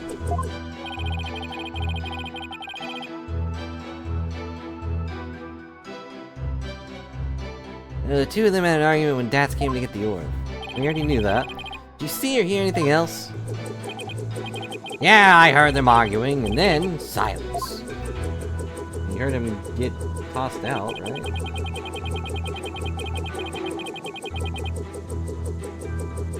I know I saw the one day they Dats get ejected from the premises. Okay. How is Mr. Rabot acting? Like a conquered trooper retreating with his tail between his legs. Trooper? Well, I guess he does dress like he's in the military. And he's a paratrooper, right? I bet those two would really hit it off if they had met under different circumstances. Yeah, I can see that. And so, the defeated soldier was expelled. That wasn't the end.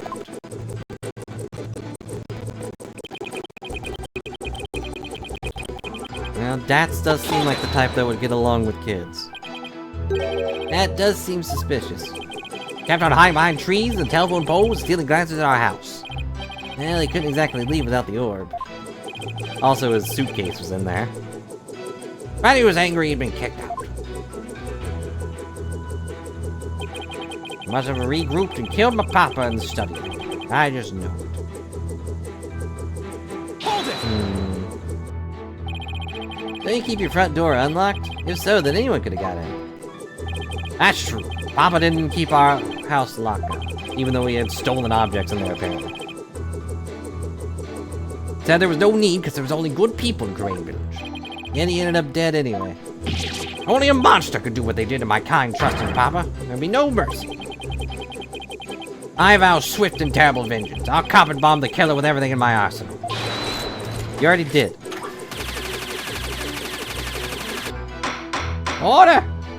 While I sympathize with you in this, you will refrain from firing Gatling guns in this court. So Sarge saw Dats too. Just when I thought things couldn't get any worse. Wonder why he hung around after being thrown out. I hate to say this, but if Dats is proven to be the killer, we'll lose the orb to the plaintiff. Only option to prove the Defiant Dragons had nothing to do with the murder. And how do we do that? I guess I'll press this one just in case. Sarge, I've always wondered, always being the last day we've known each other, who or what are you battling? That's classified. Even so, it may be relevant to this case. Objection! I don't know if you're the right person to be asking about things like that. That's right, such matters need to be handled with certain delicacy. Oh, I guess curiosity got the better of me. You're all talk and no action, soldier. Out on the battlefield, it ain't the number of pretty words in your repertoire. The number of bullets in your gun belt that counts. Easy for you to say. I'm the one with all of them. Would the witness please tell this court what he saw or heard that night? Alright, it wasn't relevant. What do we have that points to it not being them?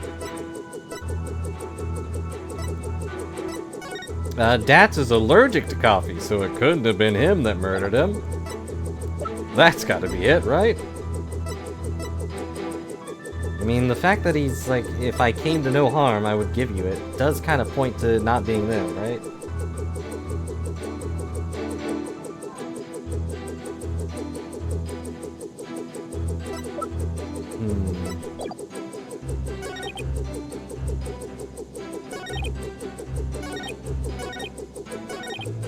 The only other thing I can think of is that's weird he doesn't have eyes when he's literally floating in front of us right now with eyes. But I don't know where I would present that. Or how I'd present that. They didn't add anything. Let's see, what do I have?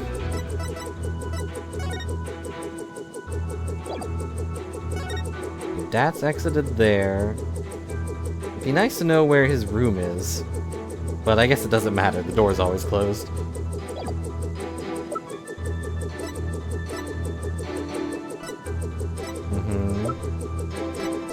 None of those are relevant yet.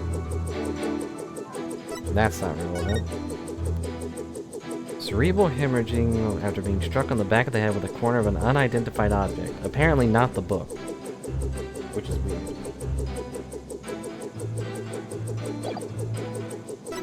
I guess we present the drone? Let me look over the things first. From your window, so that means it's above the entrance? Is where his room is?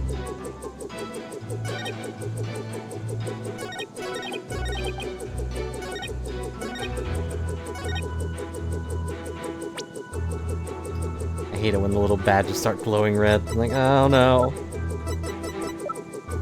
Anxiety inducing, for sure.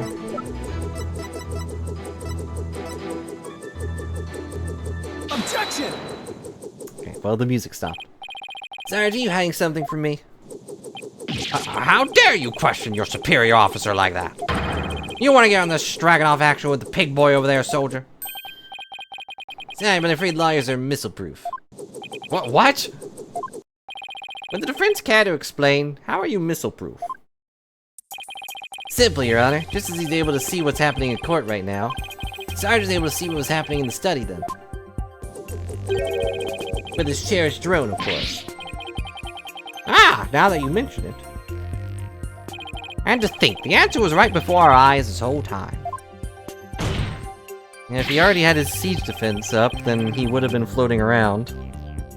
Sarge, you're perfectly capable of patrolling the study that night. You must have seen something. Ah! Oh no, it's leaking oil. I'm hit! What's a strange new weaponry you're using against me? Courtroom warriors don't use guns or missiles. Although, you know, some of them use whips, and birds, and coffee cups, and tasers, and beads, and their voice. You know, other things. But no guns or missiles. Oh, and swords. Yeah, he used a sword as well as the bird, yeah. Because evidence is our weapon of choice. And the evidence is exposed to your bald-faced lie. My truth bomb, Sarge, has stripped your defenses bare. A truth bomb? No! That's super effective. Well, it's done. Why doesn't he get a box? Oh my, you alright? Like how he's not surprised by the helicopter exploding. I mean, I guess we've had a walkie-talkie explode from emotional damage before. Evidence. Never have I seen such a fearsome ordinance. Tell us to us straight, Sarge. After all, you want to help your father, don't you? Papa. Yeah, you want to find out who killed him, don't you? So please, tell us what you saw that night. It's not what you think. I didn't see anything. I swear. You sure? You seem awfully stressed for someone who didn't see anything. Uh-oh. Well, I'm dead. Sarge, ow, you need to answer my question. Shut your pie hole, maggot. I'll be scorching day in Siberia before a lowly private like you orders me around. What's with him in Siberia, of all places? If scorching day is what it'll take, maybe it's time to turn up the heat. Hey, Athena. Oh. You think a therapy session might help? That could help alleviate some of his anxiety. Plus, I'm picking up a lot of discord in Sarge's voice. Not his heart, though. Yeah, helicopter doesn't have one. That usually means the patient wants to say something but can't for some reason. In Sarge's case, I imagine whatever's plaguing him is pretty severe. In that case, I'll leave it to you and your mood matrix magic. You got it. Your Honor, I believe I can be of help here. Time for a therapy session, is it, Miss Sykes? I remember that. My memory's good. Yeah, to help the witness with his anxiety. Maybe even enough to testify. And by all means, please bring this poor child out into the light of day. Oh, but I assume this will be alright with you, Mr. Wright. Why not? It's not like we haven't all been through this before. Well, what are you butting in for, lady? This ain't the place of battlefield for you. Objection? Rude. I beg to differ, Sarge. This G.I. Jane's always ready to fight in the courtroom.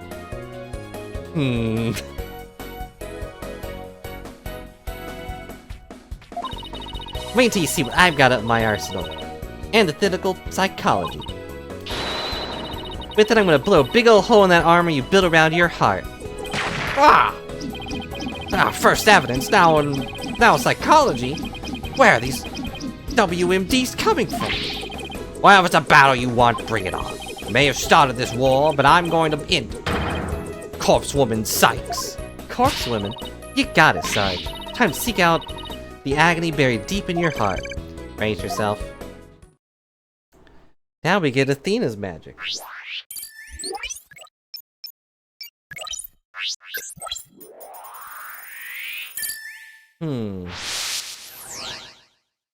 If Sarge lies, can Apollo's bracelet activate? Like, is there a nervous jitter where he, like, presses a button on the helicopter controls? I stayed in my room, my drone, all that. I heard Dats and Papa arguing with each other. Dats got kicked out, but I saw him still hanging around outside. I was in my room, so I didn't know Papa was dead until the next day.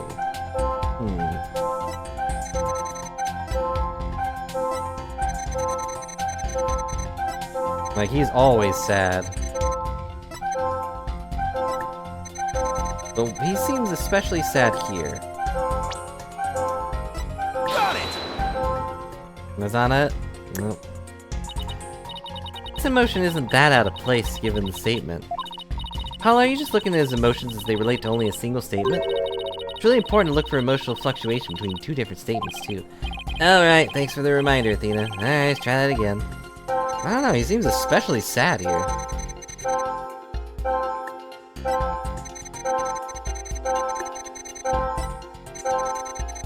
He seems more surprised that Dats is outside, too, than that his dad's dead.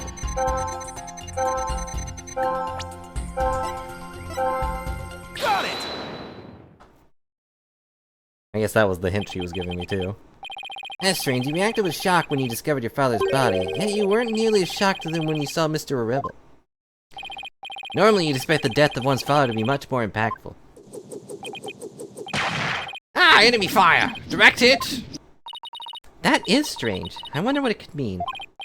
Now, we know he wasn't affected by his father's death as he should have been. I think I know why. Oh? Sarge, you weren't as shocked to seeing your father's body as seeing Mr. Rebel because...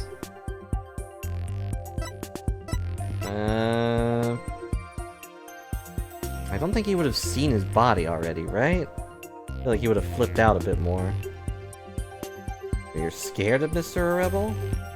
I mean, look at Dad's face. But...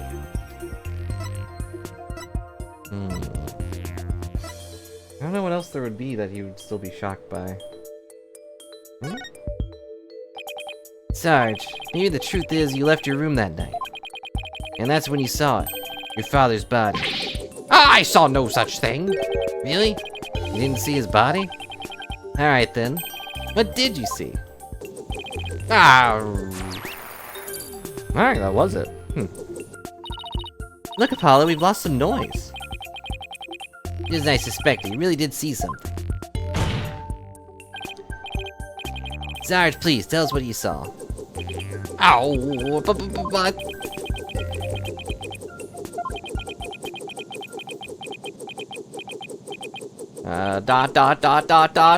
Whoosh, whoosh, whoosh, the moment I saw it, oh, I couldn't bear it.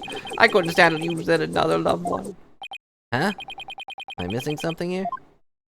Is that why you weren't very shocked when you found out your father was dead? Because you had already sensed that he was a goner somehow? Maybe. Please, Sarge, what was it you saw on the night of your father's murder? Oh, yeah, I saw, oh no. He's overcharged. What's happening? I don't like where this is going. No more, please. Help. What? Did you just steal Widget? I confiscated your little toy. The battlefield is no place for unauthorized equipment. Widget? Apollo, I can't continue the session without him. Calm yourself this instant, witness. I hereby order you to submit to your therapy session. What the blazes? I'm the judge now. Look at me, I'm judge, jury, and executioner now. Hereby convene a military tribunal. Ow! What was that? Ow! What was that noise? I'm sorry if that destroyed anyone's ears. I guess it didn't really appreciate the chattering mixed with the helicopter noise. Ow, jeez. I'm rubbing my ears for a second.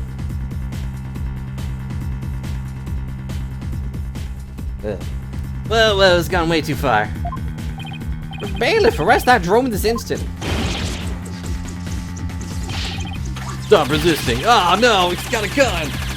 Why don't I have guns? I don't even have a body. They'll come quietly, I'll fire. Ah! Everyone's dying. Give Widget back right now.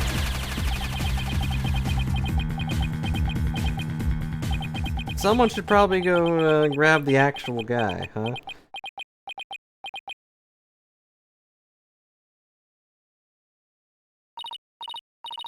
Phew, finally got him back. Nice work. Thanks for nothing. You just sat here and watched. This witness is truly a handful. Up 1, 2, 3, 4. Miss Sykes, what is the witness' current psychological state? Let's see. He's emotionally all over the map. Those out of control emotions are in control of him, huh? Does that mean we can calm him down if we can figure out the root cause? Yeah, so let's see what we can find. And maybe not have him snatch Widget again. Sarge, can you hear me? Oh, is that you, Corpse Woman Sykes? I'm here. I want you to take a few deep breaths through your oil tanks and just try to relax. Try it with me. Breathe in, breathe out. Breathe in, breathe out. Now dance all about. In, out, in, out. And now, may your emotions take you where they will. Go on, just let it all out. All forces attack! That's the least relaxing breathing exercise I've ever seen. Whoa, her lip like glowed blue for a second. Sadness and surprise. That was still hanging around after he kicked out Win. I heard more and I heard more fighting and I got worried about Papa.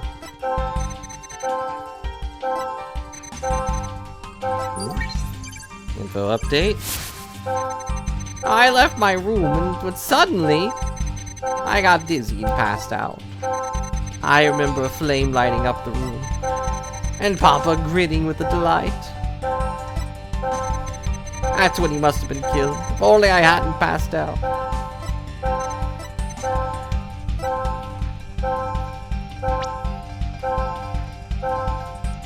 What are flames?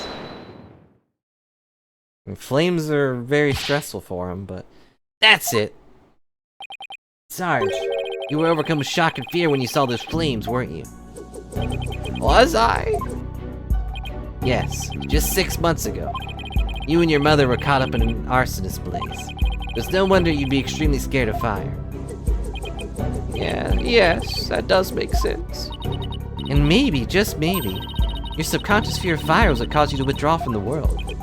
What do you mean, Corpse Woman Sykes? In the outside world, you were bound to come across all sorts of fire. Candles, cigarettes, heck, even the grill at a diner. Even if it's not that often, just the idea you might see them grew bigger and bigger until you couldn't shut it out. Hello, Mimikyu. Are you ready to be sad? Hope you're having a good day otherwise.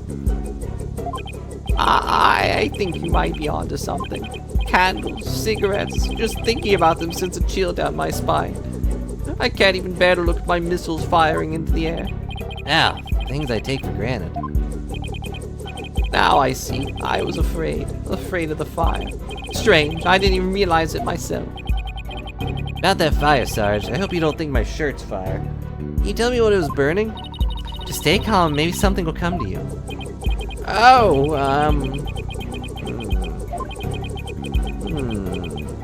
I think... Oh! I'm starting to remember. It was that relic. Relic Papa was studying. It was on fire! The orb was on fire? It's still kind of fuzzy. But yes, the orb was burning right in front of me, of Papa. And there, in the flames was... Mama? Yes, now I remember. I saw Mama appear amid the dancing flames. Wait, what?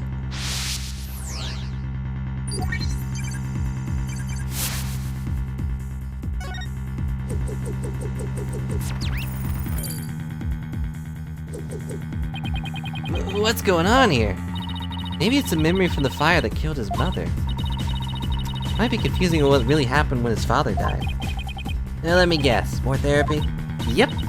But this time it seems there's an inconsistency in his statements. I think we should be able to prove it with the evidence at hand.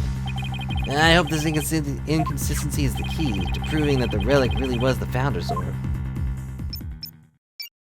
And at this point, I just hope he feels better, you know? That's was hanging around after he got kicked out, Win. Had more fighting and got worried about Papa. I left my room, suddenly I got dizzy and passed out. Remember a flame lighting up the room and Papa grinning with delight. Relic was on fire and I saw Mama's face inside. That's terrifying. Well. That's when Papa must have been killed. If only I hadn't passed out.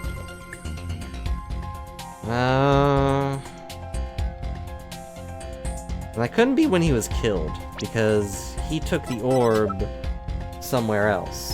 But we didn't have the orb. If Dats had the orb, we wouldn't be having this discussion.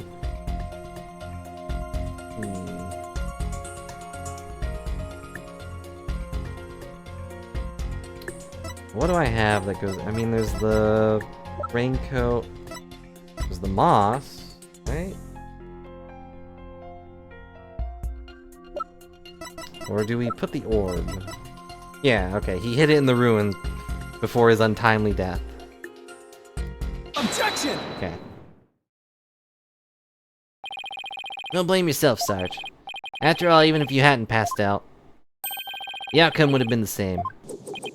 What do you mean? Telling you about the time of death.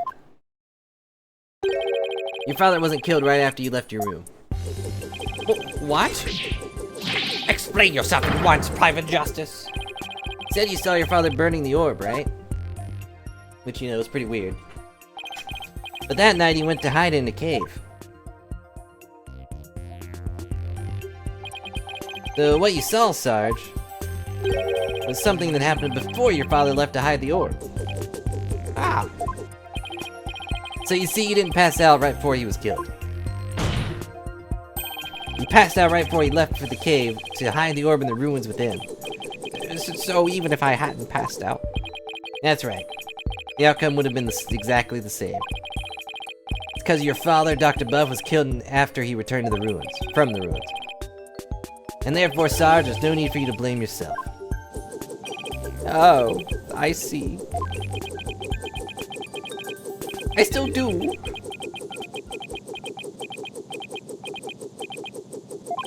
Private Justice, can you really say I bear no blame in this?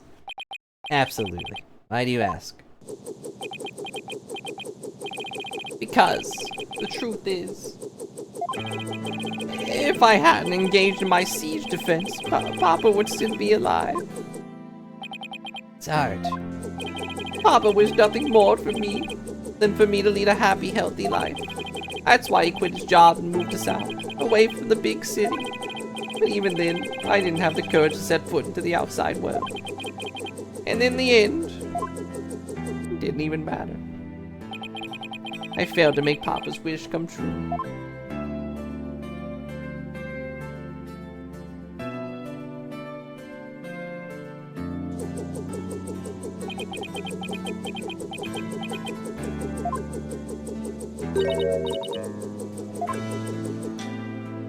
Why did they put question marks for that? Sarge, if you'll make your father's wish come true, that's what you really want.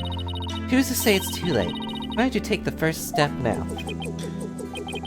My first step? That's right. You can cast off all your regret. You can stop standing still and start moving forward. You have the power within you. I know from experience. I know what it's like to feel like you do. But only you can decide to take that first step.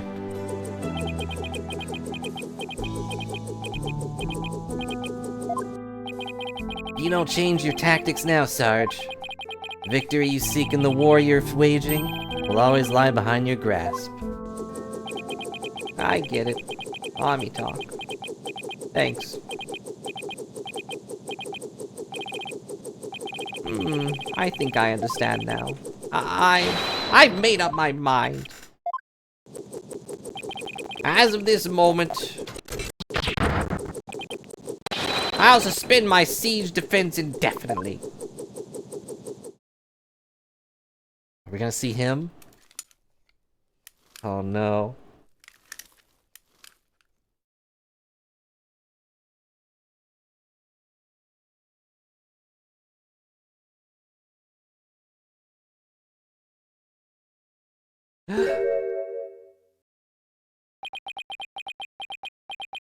Huh? Sergeant Buff reporting for duty. What? I thought you were a guy. You're definitely not the gruff drill sergeant I envisioned. Well, my mom was in the Russian army. I was just a shock, but it certainly explained a few things when I found out too. And I didn't tell you because I thought your reactions would be hilarious. May I introduce to you Miss Army Buff, age 12.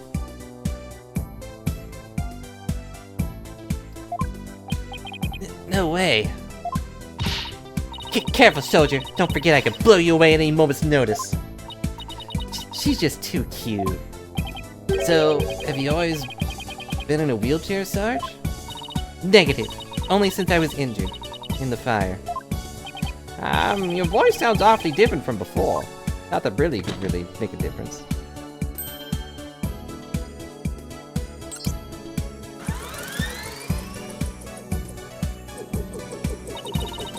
My drone features a voice modulation device. It's one of my army's many technological marvels.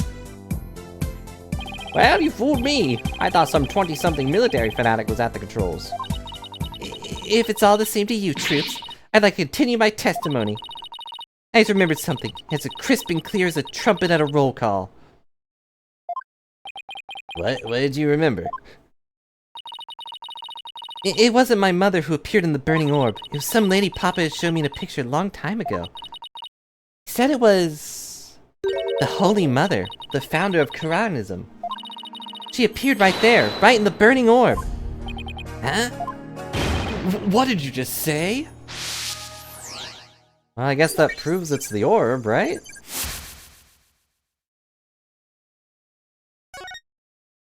Proves it's our orb. Bye-bye. Her design's pretty great, but I'm pretty sure they said son, right? Did they only say child the whole time?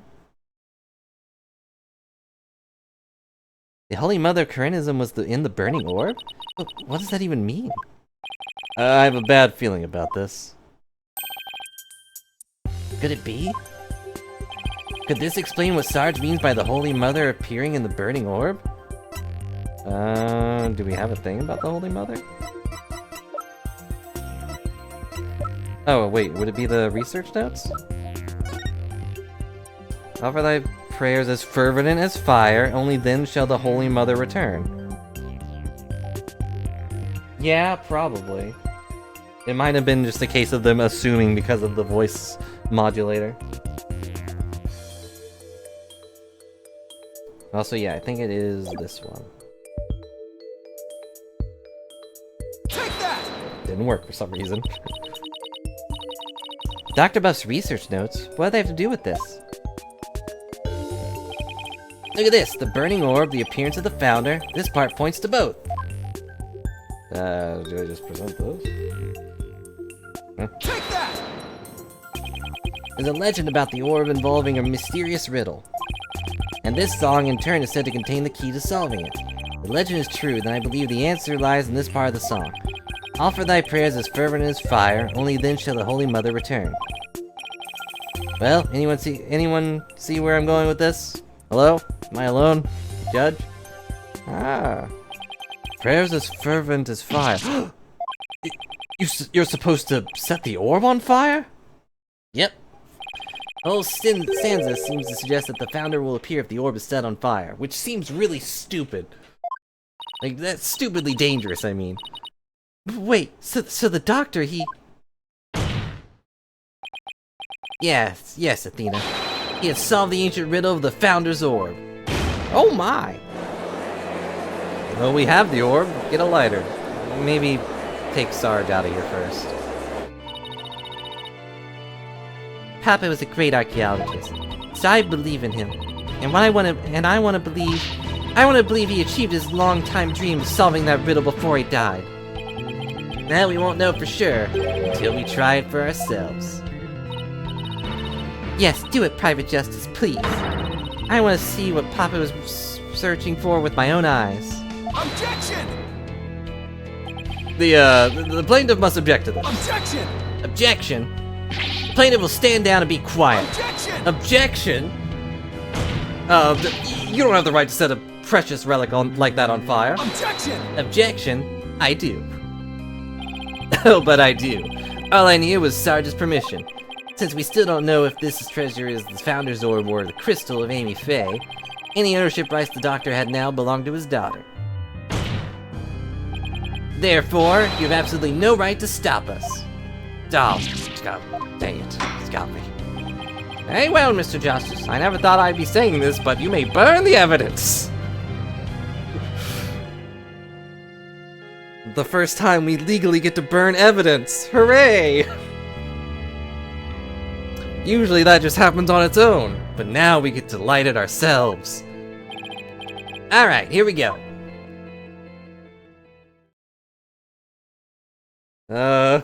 Where'd you get that lighter? Oh, I hope it's not that lighter. Okay, it's not. Oh, it's melting? Look! Apollo, the inside of the orb, it's melting! Where does it go? There's something in there. Oh, she's wearing a mask. Good. No, wait, no, that's not a mask. That's definitely the Holy Mother. Dirk, isn't she? Her God leaves no room for doubt. Also, I'm here, apparently. It's the Founder herself. Face and all. Hello, I was in the gallery. I don't understand. The greatest taboos in Quranism is the depiction of the Founder's face. Yet here it is. Hidden within this orb.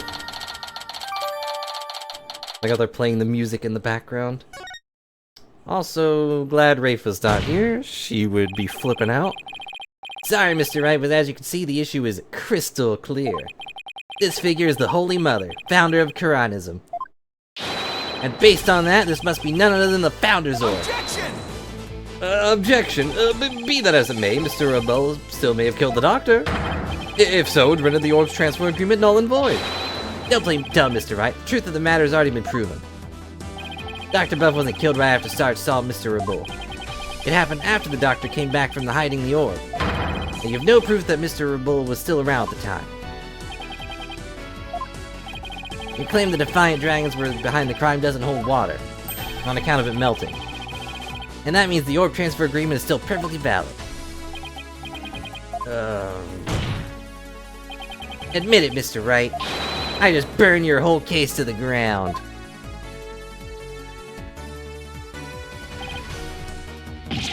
No! Beaten by Apollo. Is there any greater shame? I won? I actually won. Either that or he's about to bluff again. Mr. Wright, would you care to respond? Hang on. Thinking. Respond? I didn't think so. Wait, did we just win? Did we actually beat the Turnabout Terror? You're amazing, Apollo. Don't just stand there, Mr. Wright. Do something. Well, I don't think there's any digging out of this hole. Mr. Wimpy, I think it's time for your concession speech. I have proven beyond a shadow of a doubt that this is the Founder's Orb. Facts don't lie, but you obviously do. How's that for a campaign slogan? Why, you contemptuous peasant!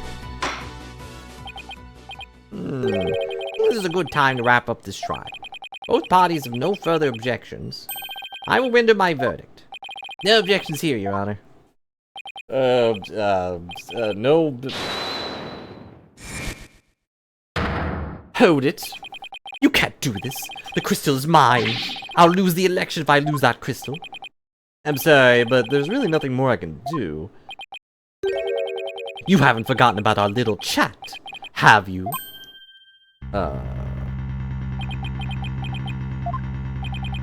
What's going on here? Objection! Alright, objection, I guess. Your Honor, I object to the defense's last claim. What? I don't believe they have truly proven that the relic is indeed the Founder's Orb. Objection! Mr. Wright, I don't think even you could bluff your way out of this one. And that's saying something. What argument could you possibly have to claim that this isn't the Founder's Orb? About that, give me 5 minutes. Okay. Oh, of course. What? He can't possibly have hit on something. Vince's assertion is incomplete. And this is why. The Vince is basing their claim that this is the relic of the Founder's Orb on a legend. And that legend claims the Founder will return when the riddle is solved at last. Right. That's what happened. The Founder was revealed for all to see. But Mr. Justice, what about the rest of the legend? Huh? According to the legend, once the Founder is returned, she would bestow spiritual power onto the person who solved the riddle. You're kidding, right? I mean, if Apollo suddenly obtained spiritual powers, that would be pretty funny. Although I guess Dr. Buff's the one that actually solved it. Well, Mr. Justice, do you feel great spiritual power coursing through your veins? No? What would that feel like? A burp? Can we talk to Maya? The receiving spiritual powers and stuff, it's all just mystic mumbo-jumbo, right? Maybe so, but you're the one basing your claim off said legend. And what we saw here does not fully fulfill it, does it? No, but that's not really relevant. It's still the Holy Mother. Consequently, cannot rightfully claim that this is the Founder's Orb.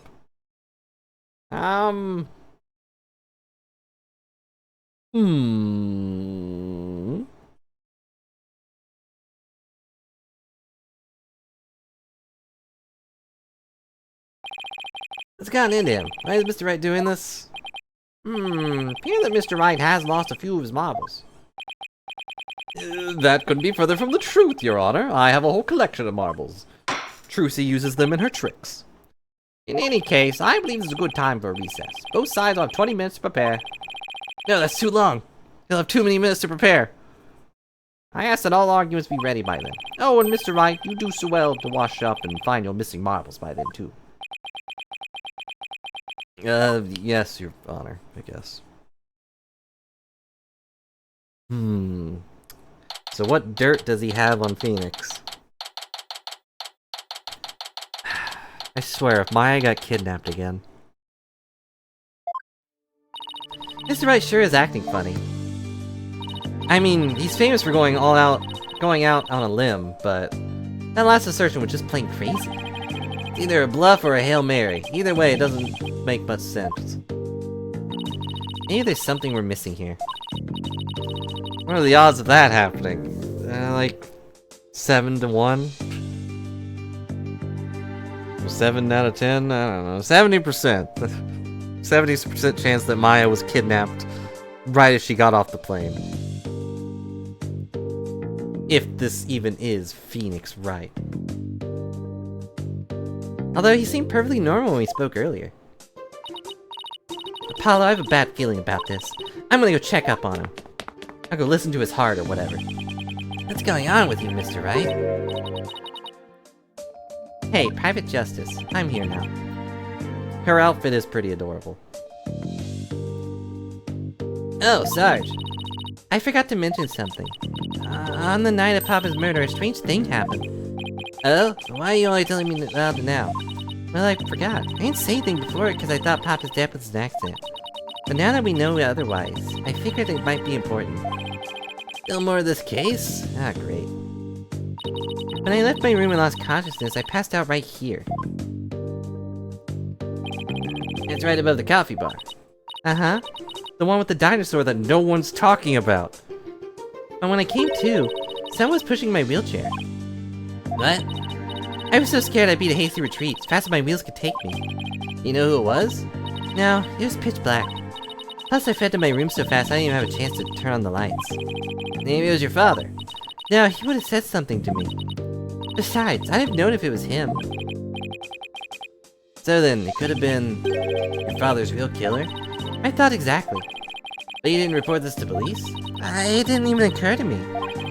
It's okay, you're obviously still upset, so don't beat yourself up over it. Apollo, this could be really important information. I think the act of pushing Sarge's wheelchair could be part of some bigger scheme. It's hard to see why else the killer would have done such a thing. Guess I should take her statement down as evidence. Oh, great.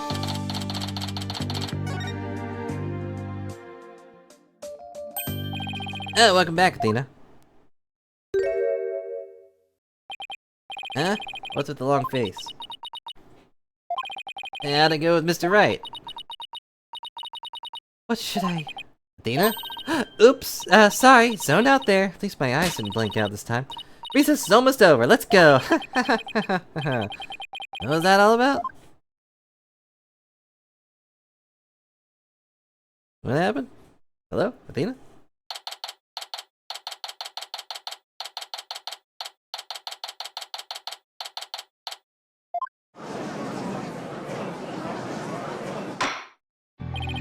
Alright, court is once again back in session. Now then, Mr. Wright, about those marbles, and about that last objection you raised. We, the plaintiffs, still believe that the defense has yet to sufficiently prove its case. They claim that, according to legend, the Founder's Orb would bestow spiritual power, yet the relic in question has failed to do so. Therefore, it has failed its own test. I see. You sticking with that ridiculous argument? Furthermore, even if it's the Founder's Orb, it can't be awarded to the Defiant Dragons. After all, they were the ones who killed Dr. Buff. Objection!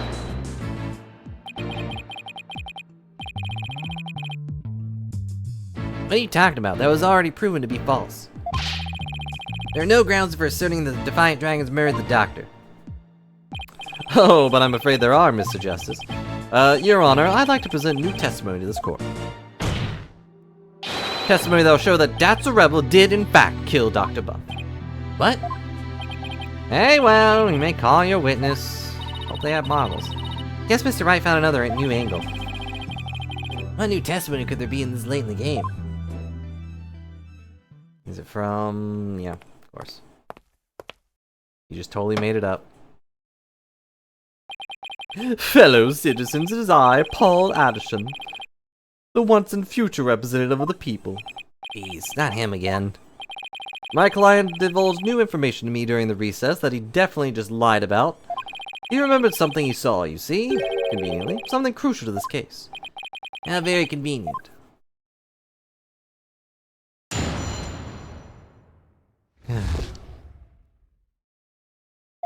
You thought Sodomati was a pain, but...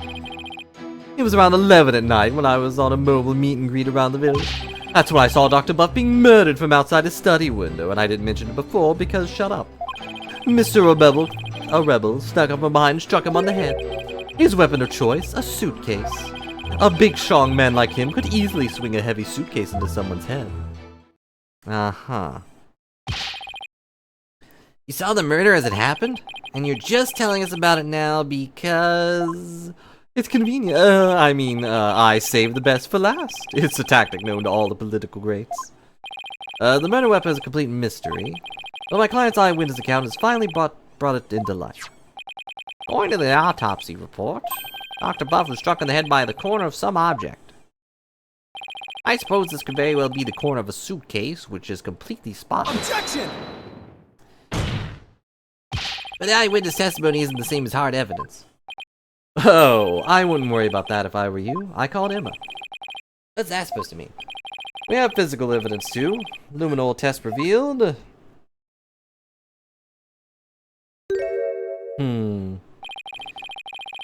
The doctor's blood on Mr. Rebel's suitcase. Really? How does that prove Mr. Rebel used it as a weapon? You know the answer to that, Mr. Justice? Since you know as well as I that the suitcase is covered in his fingerprints. I forgot we dusted it right in front of Emma. Yeah, who else would supply that? The turnabout terror strikes again. Quite convincing testimony and evidence. Nevertheless, you may proceed with your cross-examination, Mr. Justice. Even though, you know, we've kind of gotten past the civil case of this.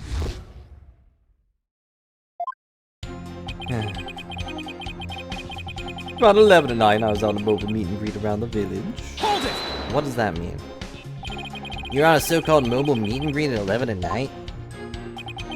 That's right. It's the perfect time because everyone's at home and also trying to sleep. And if they want me to show up, they just have to vote for me. It's the perfect political move. You should have seen how the villagers' eyes teared up when they heard what I had to say. With tears of frustration, no doubt. Like, how does this guy not get murdered? You weren't riding around your Balakan or whatever? American? That's right. Some village idiot reported me to the police. I've been banned from using it after dark. No wonder. Well, with all the noise he makes. What exactly did you see, then? Uh-huh. Hold it! He snuck up from behind. You're saying the doctor never even realized Mr. Ribble was there? That's right. He was utterly absorbed in a book. I see. What did you see Mr. Ribble do next? He climbed up the bookshelf ladder and dumped a bunch of books down on the body. I believe he was trying to make it look like an accident. But that idiot didn't even realize I could see everything from outside the window. Well, this statement doesn't feel right.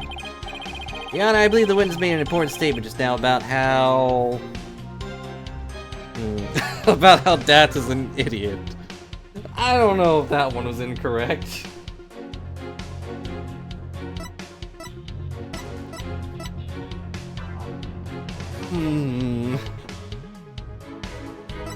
The crime was visible, we know that. This one, yeah.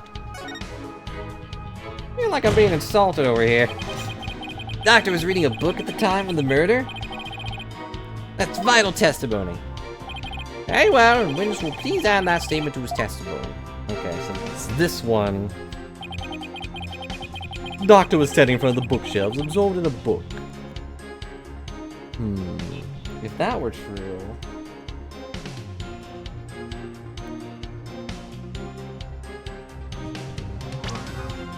the angle would be wrong, right?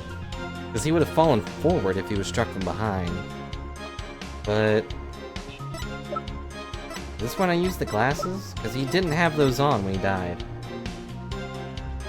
Yeah, he couldn't read anything without these, but he didn't have them on. Right? Objection! Yes.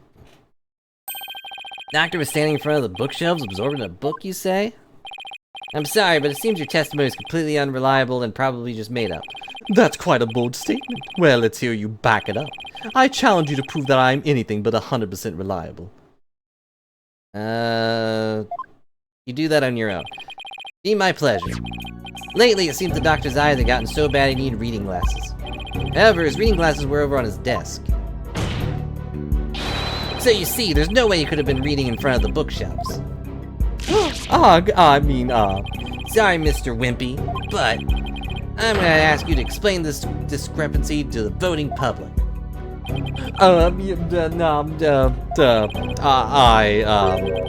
What? I'll explain it, you lowly cur.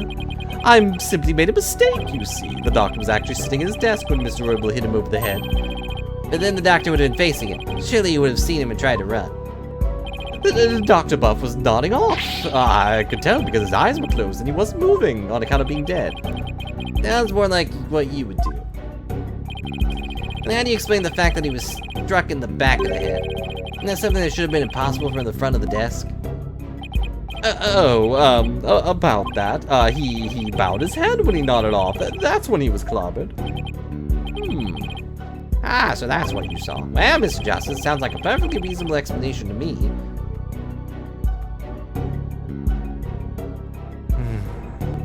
What part of that was reasonable? Do you have a problem with the proposal that the doctor was struck while nodding off? Yeah, but...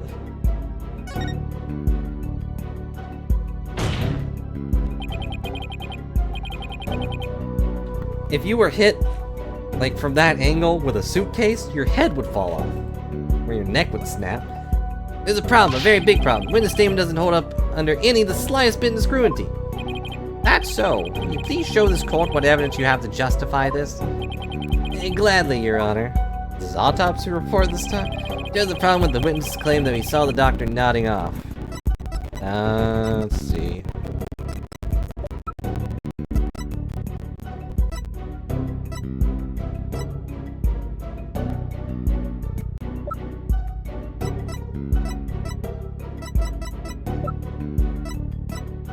Oh wait, now I remember. There's a wall. Yeah, there's a wall right in front of the window. I remember they talked about that. Take that! A diagram of the study. Mr. Wimpy allegedly viewed the murder from here, this tree. And the doctor was allegedly nodding off here. But from his vantage point, the bookcase would have blocked the witness's line of sight. Why, yes, I believe you're right. Oh, dang it. Oh no, Objection! objection. The fact remains my client knew the suitcase was the murder weapon. So he definitely had first-hand knowledge of the crime scene, because he is the murderer. Right, I have to agree with you there, Mr. Wright. But then we have to ask ourselves, from what vantage point did he see the murder? What are you insinuating, Mr. Justice? From what vantage point could Mr. Wimpy have seen the dozing doctor? Once he determined that, I believe we'll finally see the truth behind this incident.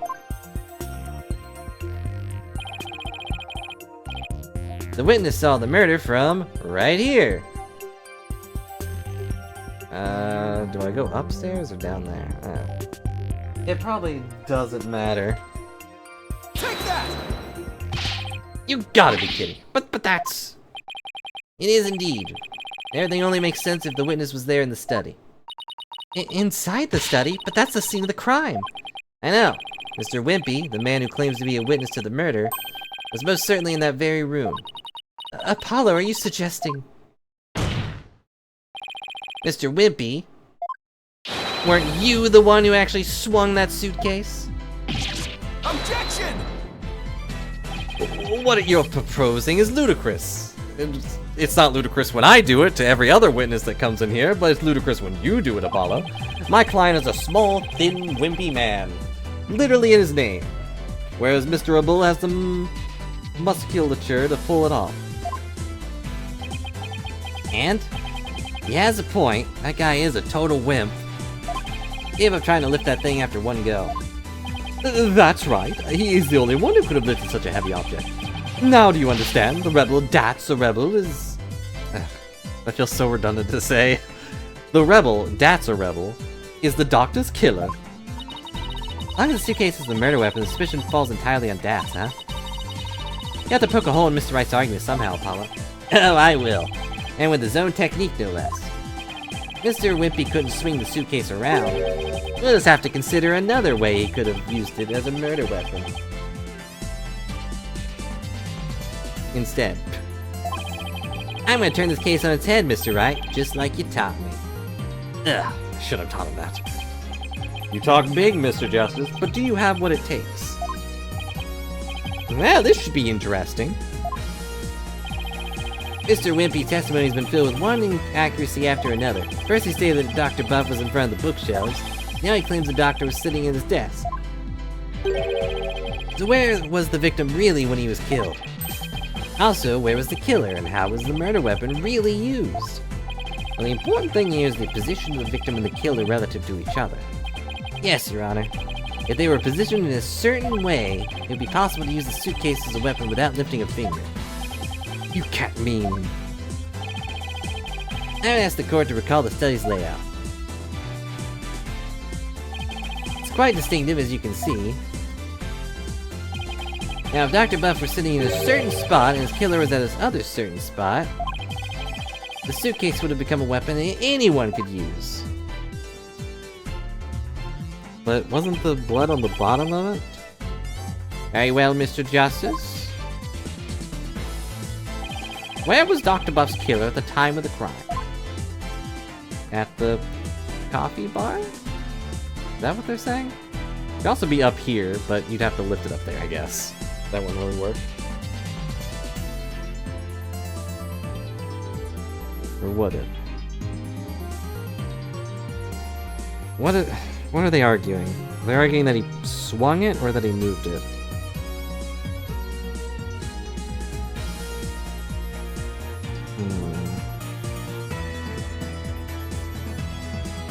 Guess if he got hit in the head, there's not really any room there to knock him over. It's on the bottom, so I guess it's up here. It's a 50-50. Take that! Okay. There! Oh, that's, this should wrap things up nice and pretty for you, Mr. Wright. I'd like to ask the court to recall something. Hang on.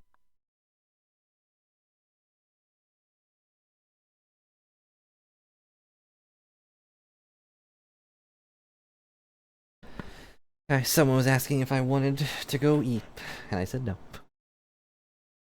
Ask the court to recall the study's layout. This time, instead of thinking in 2 dimensions, let's think in 3.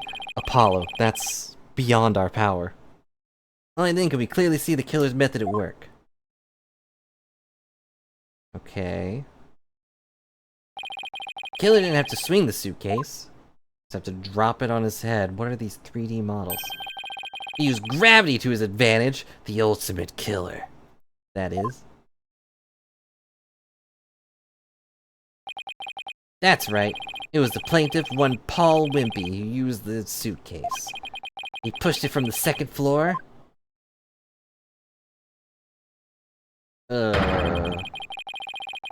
That's so painful.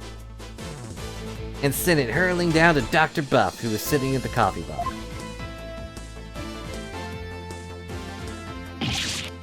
I didn't do that. Psychology book had been at the coffee bar, no doubt. Doctor must have set it down there after he finished reading it or the like. But his blood got on it, which is why the killer thought to hide it in that mountain of books. That's quite an entertaining theory you have there, Mr. Justice. But there's no evidence that the murder took place at the coffee bar. I'm not so sure about that, Mr. Wright. Say that evidence of the murder occurring in the coffee bar exists. It's got coffee on it, right? And I'm gonna show it to you. You are? Really? This right here is proof that the murder took place at the coffee bar. The giant stain of coffee. Take that! This brown stain was determined to be coffee. It was so dedicated to being coffee that it stopped being water and was heated up and became coffee. That's how determined it was to be coffee. What's more, still a bit damp when we saw it yesterday morning. One look at this book speaks volume, I'm afraid, Mr. Wright. It's almost like 1,000 words. Tell us the doctor was having a cup of coffee at the coffee bar with this stupid dragon no one's talking about. That's when the suitcase came hurling down, striking him on the head. Causing both his blood and his coffee to splatter onto it. Ah. Well, Mr. Wimpy?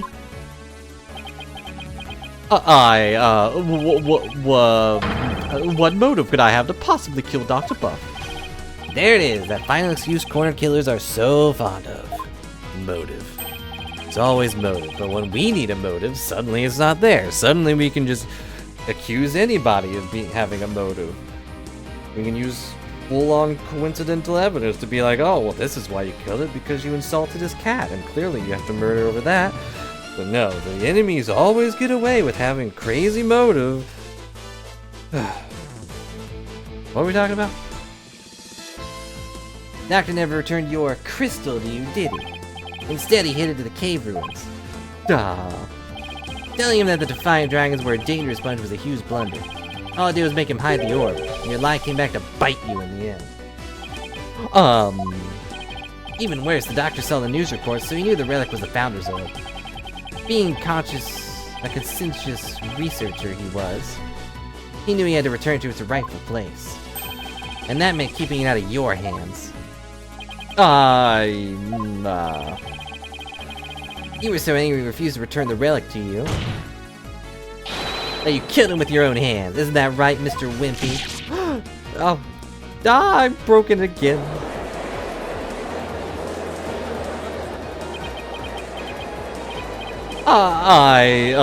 That is,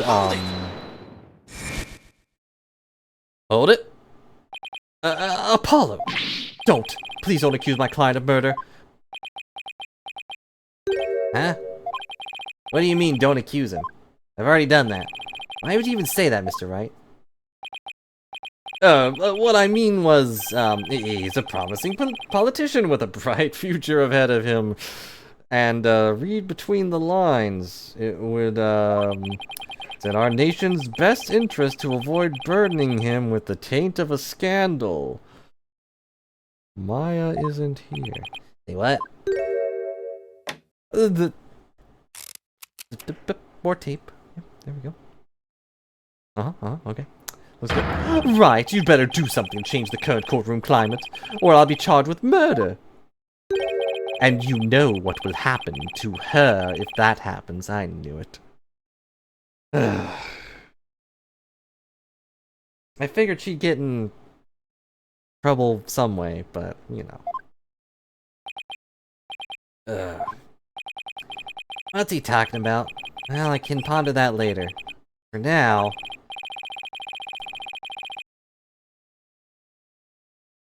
Are the only cases Phoenix loses is when Maya gets in trouble? Or more specifically, when she gets kidnapped? Mr. Wright, you can't possibly believe that Mr. Orbital is the killer. Are you really gonna send an innocent man to prison? I thought you were better than that. Well...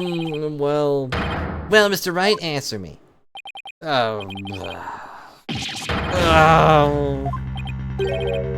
Wright? What in the world's going on here?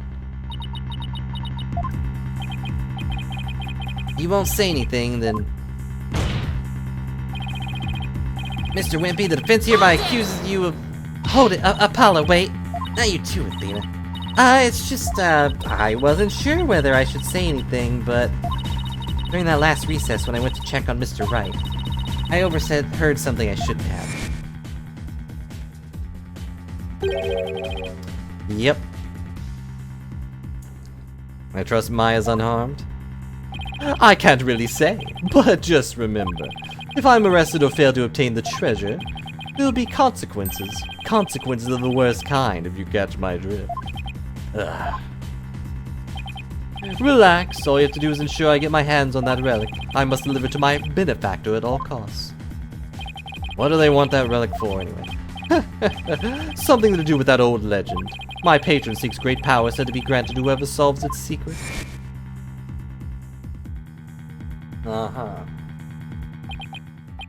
Maya. As in Maya Fey? The Fey of Maya? Yeah, the boss's legendary former assistant. Legendary? Is Maya legendary? I mean, I guess. Miss Fey's being held hostage? So it seems. Why didn't you tell me that as soon as you heard this? Sorry, it's just, Mr. Wright spotted me before I could slip away. Maybe promise not to tell you, but, we're here now. It would make things more difficult if you found out. If things weren't already hard enough.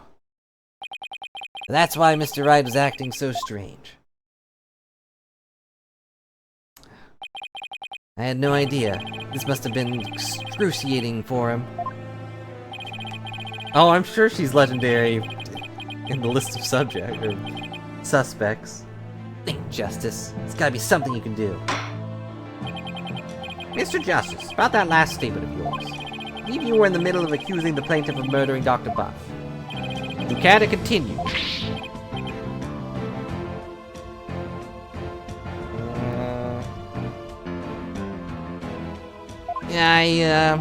I'm sorry, Apollo. I'm really, really sorry. Oh, what's gotten into you two? I accuse that slime bag of put Miss Fey's life in jeopardy. And she prefers Wheel of Fortune. Ha! Seems you finally caught on. I'm far too important to be accused of murder. After all, our nature's future rests squarely on my brown shoulders. Either I give up or...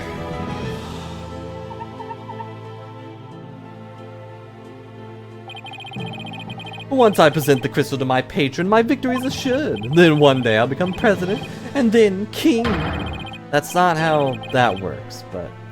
I'll have every politician at my command. Now, retract your accusation. I can't kowtow to him, but... Defense would... It would like to retract the previous accusation. Objection! Who was that? It was the man. Apollo. Dirk? I don't know what's going on here, but a lawyer should never look the way you do right now, with defeat and resignation written all over your face. A dragon Never yields.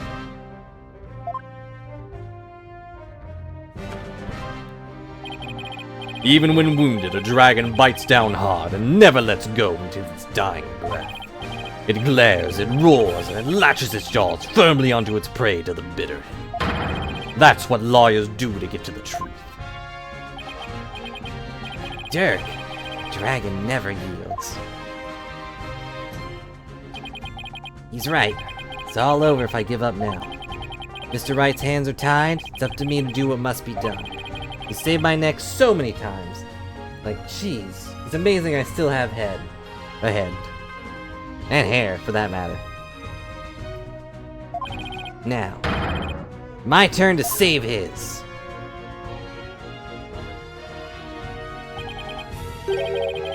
Dirk, thanks for that wake-up call. Now that's the face of a lawyer you've got there, son. Where there's a will, there's a way. And a Faye. I'm gonna find the way to save Miss Faye and see that justice is served. Here comes justice. No, brain power. I didn't expect brain power. That scumbag is holding Miss Faye hostage to ensure he gets the orb for his patron. Seems the patron believes the orb legend. Thing is, the founder did appear when the orb was exposed to fire, just as the legend said. Legend is true, then we would have already solved the riddle, right? No, because no one has spiritual power, right? Okay.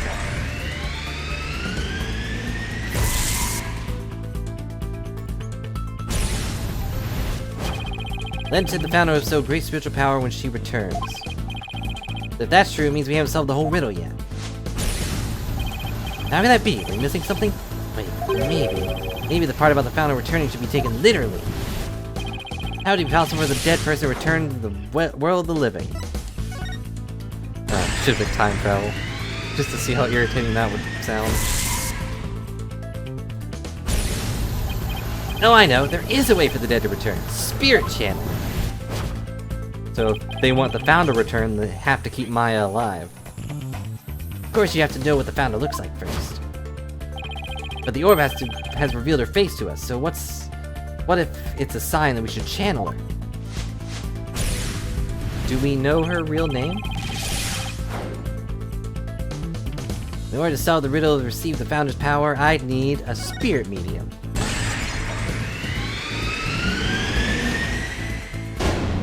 A medium is needed to obtain the power. Yeah, I need to practice channeling. I need to channel my inner spirit. Just like my cords of steel. The ability of a medium to channel spirits is the final key to unlocking the orb's secret. That means Mr. Wimpy's patron would need ones too. And once that slimy politician realizes that, he won't be able to lay a finger on Miss Faye.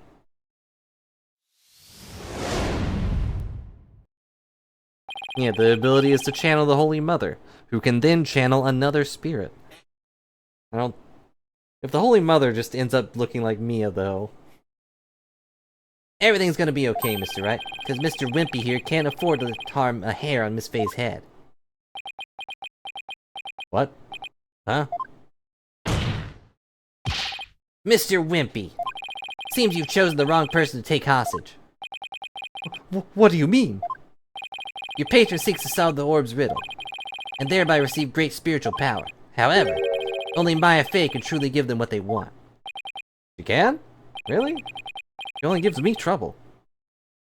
What do you mean, only my affair? Think about what the return of the founder really means. We should have considered it more literally. Like, literally. After all, the orb was made in the Kingdom of Kararan, a birthplace of spirit mediums. Ah, I think I see now. I need to know what the deceased looks like in order to channel them. But in Quranism, depicting the face of the founder is taboo. However, her true face was hidden in the orb. Kind of. Sort of. Not really. But maybe the orb is telling us to try channeling the founder. Exactly. Through a spirit medium, the founder can quite literally return. And if the legend is true, the founder might just bestow spiritual power on someone when she does. It's like when Pearls imbued my Magatama with spiritual power. Is that how that worked? If a human could be imbued with such power in a similar manner, it's said the founder possesses immense spiritual power. Such great feat would not necessarily be beyond this. Wait a second, then the legend is true? What was that about a Magatama? You understand now, Mr. Wimpy? You were holding hostage the final key to unlocking the orb's secret. And if anything were to happen to her, the riddle would remain unsolved forever. Unless you kidnap Pearls, too.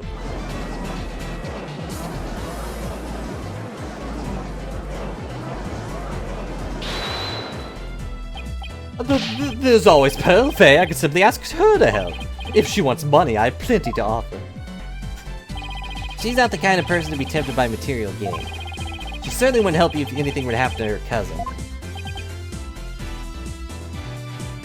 Yeah, ask. You kidnapped her cousin. Or maybe you'd like to go ask the Queen of Kararan to channel the founder for you. I'm sure she'd be excited to. He could, but he'd probably get executed for requesting such a thing. I should know, I almost was. It's over. Now confess. You killed Dr. Buff, didn't you?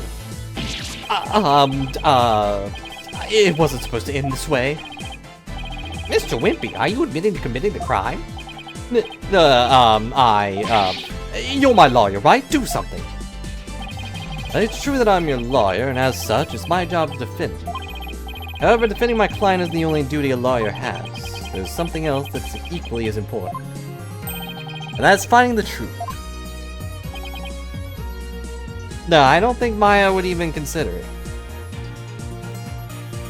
Although, you know, she was pretty relieved with the last channeling she did. What? But I don't think she would really look for spiritual power. Mr. Wimpy, you have sought to twist the truth in the dirtiest of ways. I was complicit in your hostage-taking. But in a way, I was being held hostage too. Even so, there's still hope for me to make things right. And I am right. I owe it all to you, Apollo. Mr. Wright. Can't allow a murderer to walk away scot-free. Therefore, Mr. Wimpy, I must resign as your attorney. No. Ah, not again. Does this mean I'm under arrest? No, you're under a roof, but...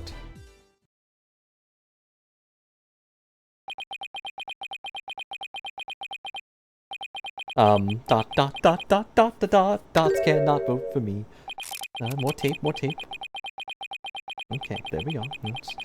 Yep, that's probably fine. I mean, my grandfather's going to kill me, but...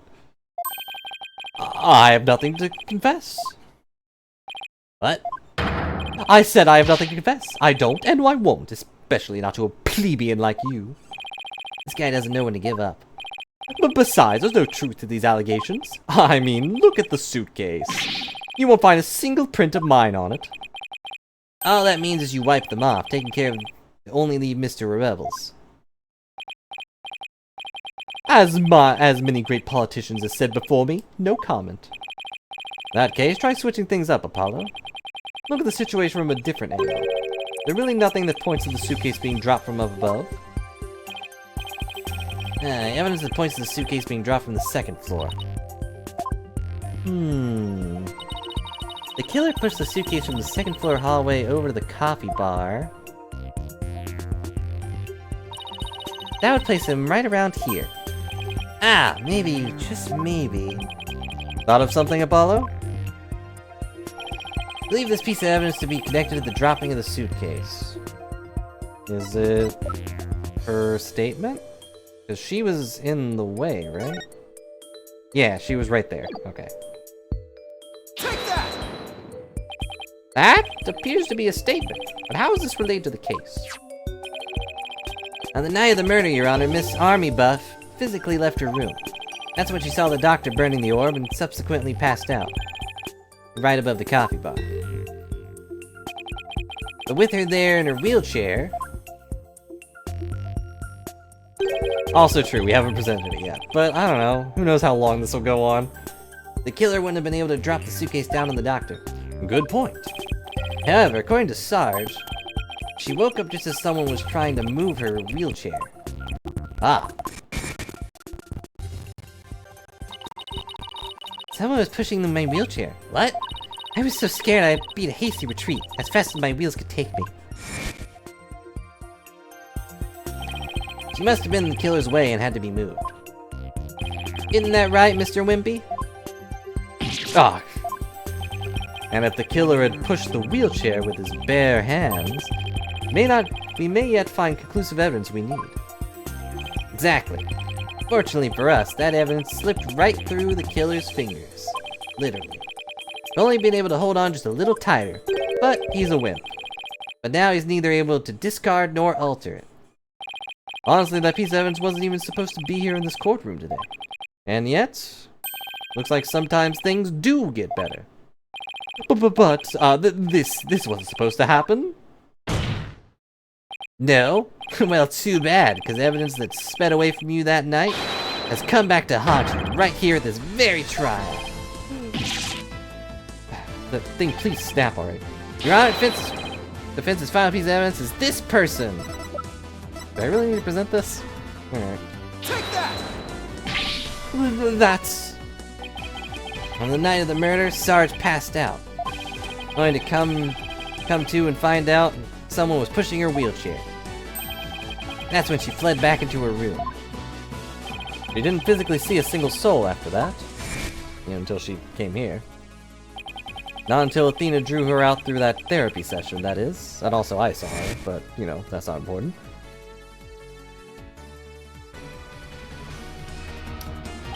While the killer was able to wipe the prints on the suitcase, same can't be said for the prints that got away.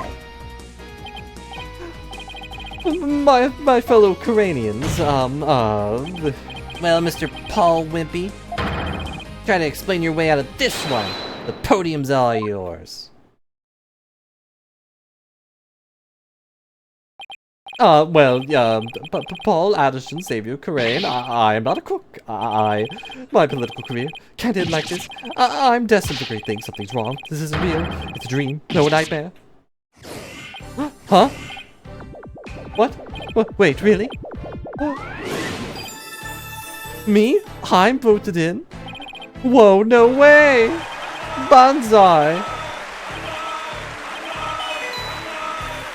Arrest on a murder charge and trip to this electoral award. What? Wait. No, please. Wait. Don't go. Grandpa! I don't recall having a trapdoor installed, although that is a good idea.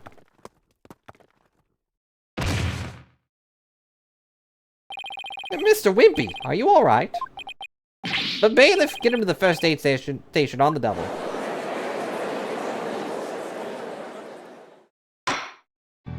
Well, this was yet another unexpected turn of events. In light of everything that's been revealed, seems the relic is indeed the Founder's orb. It seems Mr. Paul Wimpy can be considered a suspect in Dr. Buff's murder. Although I want to thank you for everything. Thanks to you, I didn't have to keep bending the truth. I don't know what I would have done without you. Don't mention it. You were amazing today, Apollo. Well, I couldn't have done it without Dirk, and Athena, and Sarge. But also Dirk. A Dragon never yields.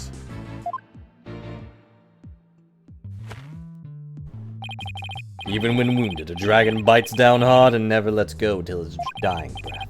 It glares, it roars, it latches its jaws firmly onto its prey to the bitter end. That's what lawyers do to get to the truth. Dragon never yields. Every lawyer should take that to heart. Leave both sides and no further objections. Would Dirk Sonomati please take the stand? Alright, sure hope I don't get arrested right now. This court awards the Orb to the Defiant Dragons per the stated transfer agreement. Oh, yeah, I guess we wouldn't get a not guilty thing, huh? Ha ha ha ha. Now I have this orb, I can take over my country. Wait. Will the Kingdom of Kraran claim ownership? The matter may have to be deliberated in court all over again. I just hope, or shall I say, pray, that I'm not the judge presiding over that one. Ha ha ha ha. You know you will. Indeed, a trial like that might spark an international incident. Still, there are bigger and more monumentous things stir in the air. Revolution. Dirk's really serious about this. This court is adjourned. Also, what was that bit about someone being held hostage? Gonna gloss over that fact? Alright. But what about Maya? Also, how was she kidnapped off the plane? Nice work, son. We've finally broken through the last obstacle on the road to revolution. Revolution? This doesn't seem real. Yes, well, to think you have actually defeated the Fighting Phoenix. All I can say is, that's my boy. Well, Mr. Wright did have his hands tied. Who knows if I had won if he'd been able to fight me head on. It's almost like the only time he loses is when someone kidnaps someone important to him. Or when he gets hit by a bus or something and gets thrown to the hospital. I see it more like you saved Mr. Wright. Saved him? Yeah, remember what he said? He didn't have to bend the truth anymore, and it was all thanks to you. I don't know about that. Still, I guess it is kind of nice to be appreciated. Mr. Dirk, now that the Holy Mother's face has been revealed, are you gonna have a spirit medium try to channeling her? I, for one, would love to see the return of the legendary founder. Yeah, just think about it. Being able to speak to someone right out of the history books? And then she'll be looking around and being like, Why are there tiny suns on the ceiling? Who are you people? What are these clothes? Is that a chair made out of goat skin? No, it's made out of worm silk. Worms? Disgusting. Yeah, you bring someone back from like 1,000-some years ago, I don't think they'll be able to handle it. Like, there are people alive today that still can't handle the internet, i.e. the judge. Unfortunately, it's not that easy. What? Why? A face isn't enough. You also need the true name of the one you're attempting to channel. Which only the royalty people probably know. Oh, right. Pearl mentioned something like that. And the founder's true name is only known to the priestess who's been crowned queen. Yeah. But does Rafa know? In short, the only living person who knows is the current queen of Kraran, Garan. Oh, so without her help, we won't be seeing the founder anytime soon. Tch, that's no fun. Why was this updated? What? That's a weird time to update something like that. So Dirk, what will you do now? First, I'll start by tracing the route in which the orb came to Dr. Buff's hands. As we know, it's Paul Addison that asked the doctor to study it. Isn't he the one who stole it? No, a political nobody like him couldn't get anywhere near the orb, let alone steal it. Let's have inside help. My money's on someone connected to the royal family. Like, I don't know, the guy that constantly stabs people getting executed. Oh right, he said something to that effect back in the cave, before we were shoved into a pit. Whoever it may be, we may need to expose their dirty scheme to light of day. I'm sure Mr. Rye has plenty of information, courtesy of his dirty client. Might be able to shed some light on this. Speaking of, Private Justice. Fine work you did at the trial today. You did your sergeant proud. Back at you, Sarge. It took real courage to leave your room like that. I'm over here. It's all thanks to you and Corpsewoman's sights. And by siege defense over, I can finally sally forth. The battle's only just begun. One for me and me alone to fight. You lose your mother and then your father. What a terrible thing to endure. Yeah, being wheelchair bound doesn't help. Private Justice. I've been thinking. About time I stood on my own 2 feet. After all, I no longer have Papa to coddle me. Huh? I'm afraid I don't follow. Take a good look at Soldier. It's one small step for man, one giant leap for me. Now stand up. Hold my drone for me, would you, Private Justice? Yes, sir. What is she up to?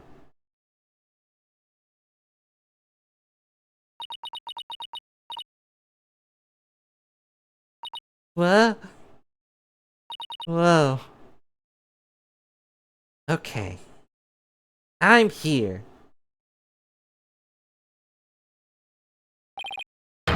She's standing? What's this, Sarge? You mean your legs? They're... The doctor told me I was ready to walk again months ago. But if I admitted I could walk, I knew I'd have to leave the house. So I faked it.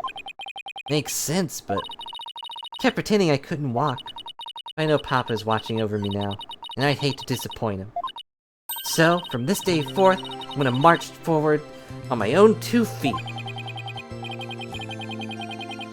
I'm a brave kid, trying to move forward like this. It must be so hard this soon after her father's death. Don't you ever stop. You just keep on walking, comrade. Stay brave, because there will be days when you'll want to stop. But I have faith you'll find a way to muster the strength to push through them. Yeah, you can do it. Hey, Dad's back. Uh-oh. Mr. Wright, what's that look on his face for? Oh, Apollo! I walked into the room and didn't realize it was the room you were in. Is everything alright with Miss Faye? She's safe, for now. Well then, we better go save her quick. Where is she anyway? I'm afraid I have some bad news. Huh? Maya's not here in the States. She's still in Kararan. And she's still being held hostage by the mastermind behind this whole thing. Mastermind? That's right. Paul Wimpy was nothing more than a pawn. Maya's true abductor is in the kingdom of Kararan. What? I don't understand, Mr. Wright. What in the world's going on over there? How do you like long stories? But as shocking as that news was, It was only the beginning. the beginning of something big. Big enough to shake Kararan to its very core. Revolution. I was being swept up in a mighty wave that nothing could stop. Of course, at the time, I had no idea what the days ahead had in store for us. Stinking Maya. I mean, I knew she'd get in trouble for channeling in a courtroom or whatever, but... Stinking Maya. Would you like to save the game? I guess. If I go back in time, maybe Maya will still be safe. Invest day 2? What? What does that mean?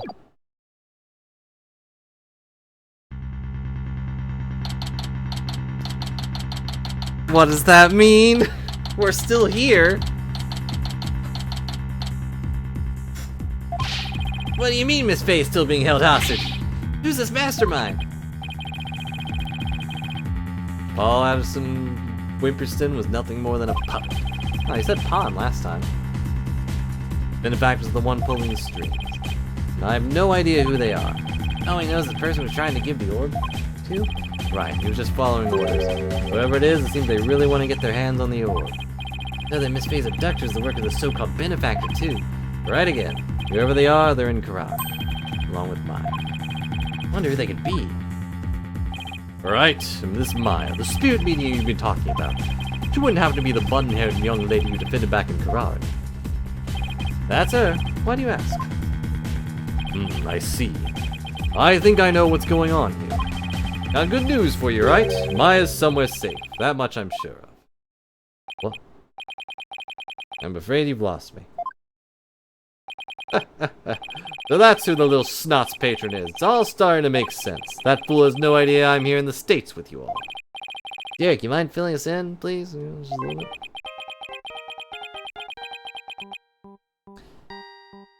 Hey Nick, I'm fine. They're feeding me a bunch of burgers. Hmm? No caller ID.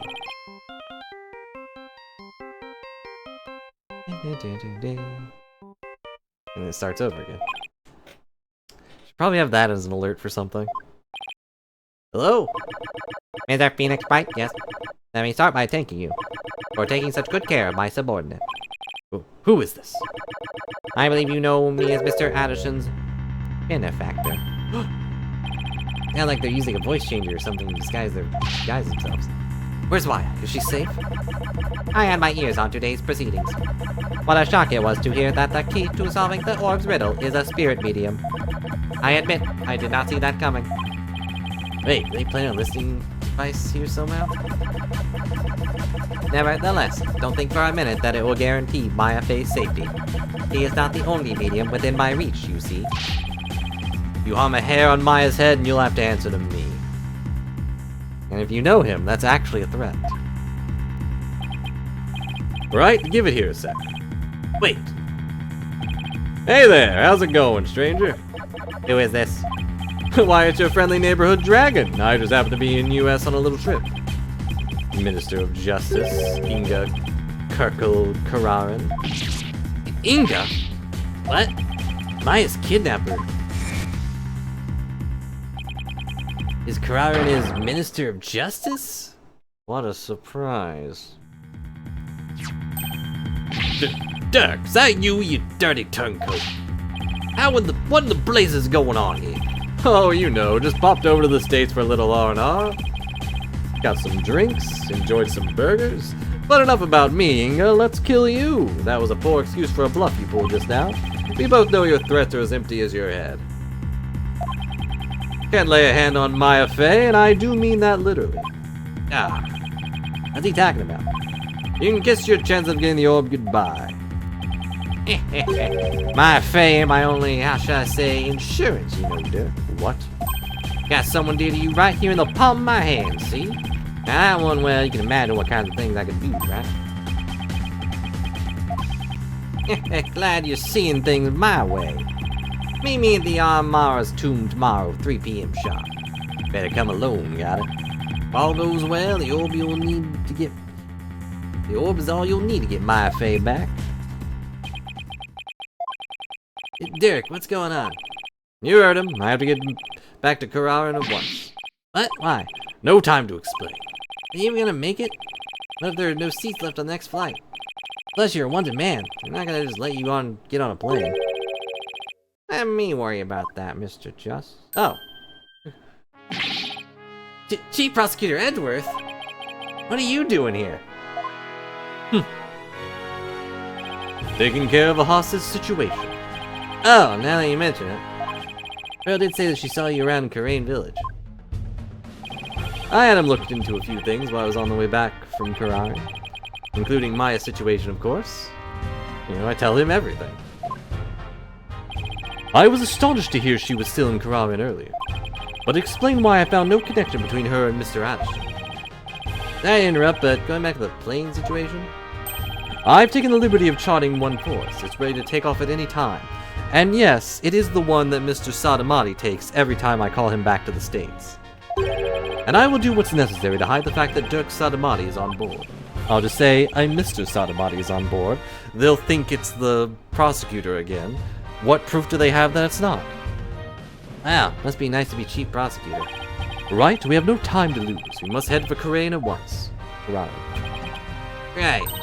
I'm going too. After all, you're bound to need my help. No fair, I want to go too, but I have a show. This isn't a vacation, Trucy. Besides, I'll need you to hold down the fort. But Dad! Guess I should also only bring what's necessary. Sorry, Trucy, but would you mind holding on to this stuff for me? Unnecessary, I was forced it on Trucy. Okay, hang on. It's but Dad! I still have everything. Alright, maybe it's after this text box. Fine, but you better bring back something besides just more evidence. Ah, I see. It was everything except the orb and my dad. Which makes sense. We didn't really use that in the case this time. Plus he'd probably keep that on hand. Excellent. Now let us make haste. To Kararan! And that's how our sudden trip to the Kingdom of Kararan began. And that'll be where we stop for now. With that summary.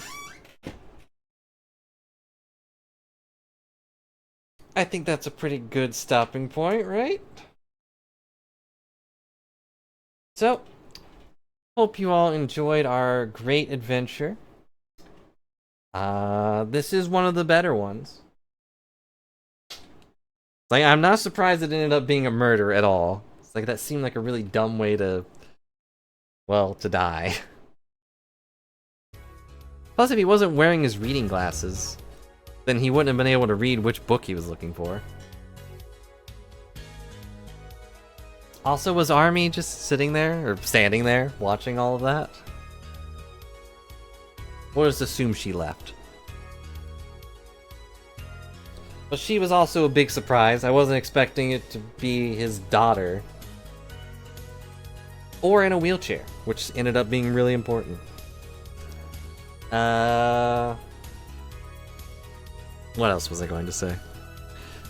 Well, I probably will not be returning tomorrow, depending on how noisy it is over here. I don't really know for sure, but I might try to do something later tonight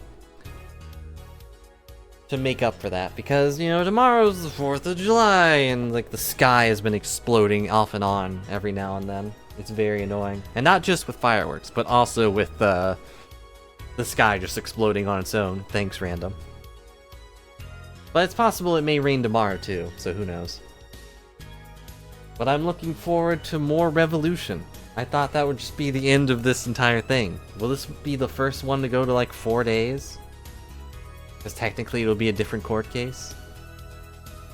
I'm sure we'll settle this in court. Well, here's hoping that Maya is rescued safely.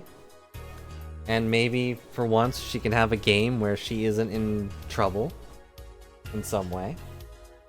Thanks a lot for watching. I hope you enjoyed my silly voice acting and our travels through the truth, I guess. But I should probably give my throat a rest for a bit. So thanks for watching, and I will see you later. Bye for now.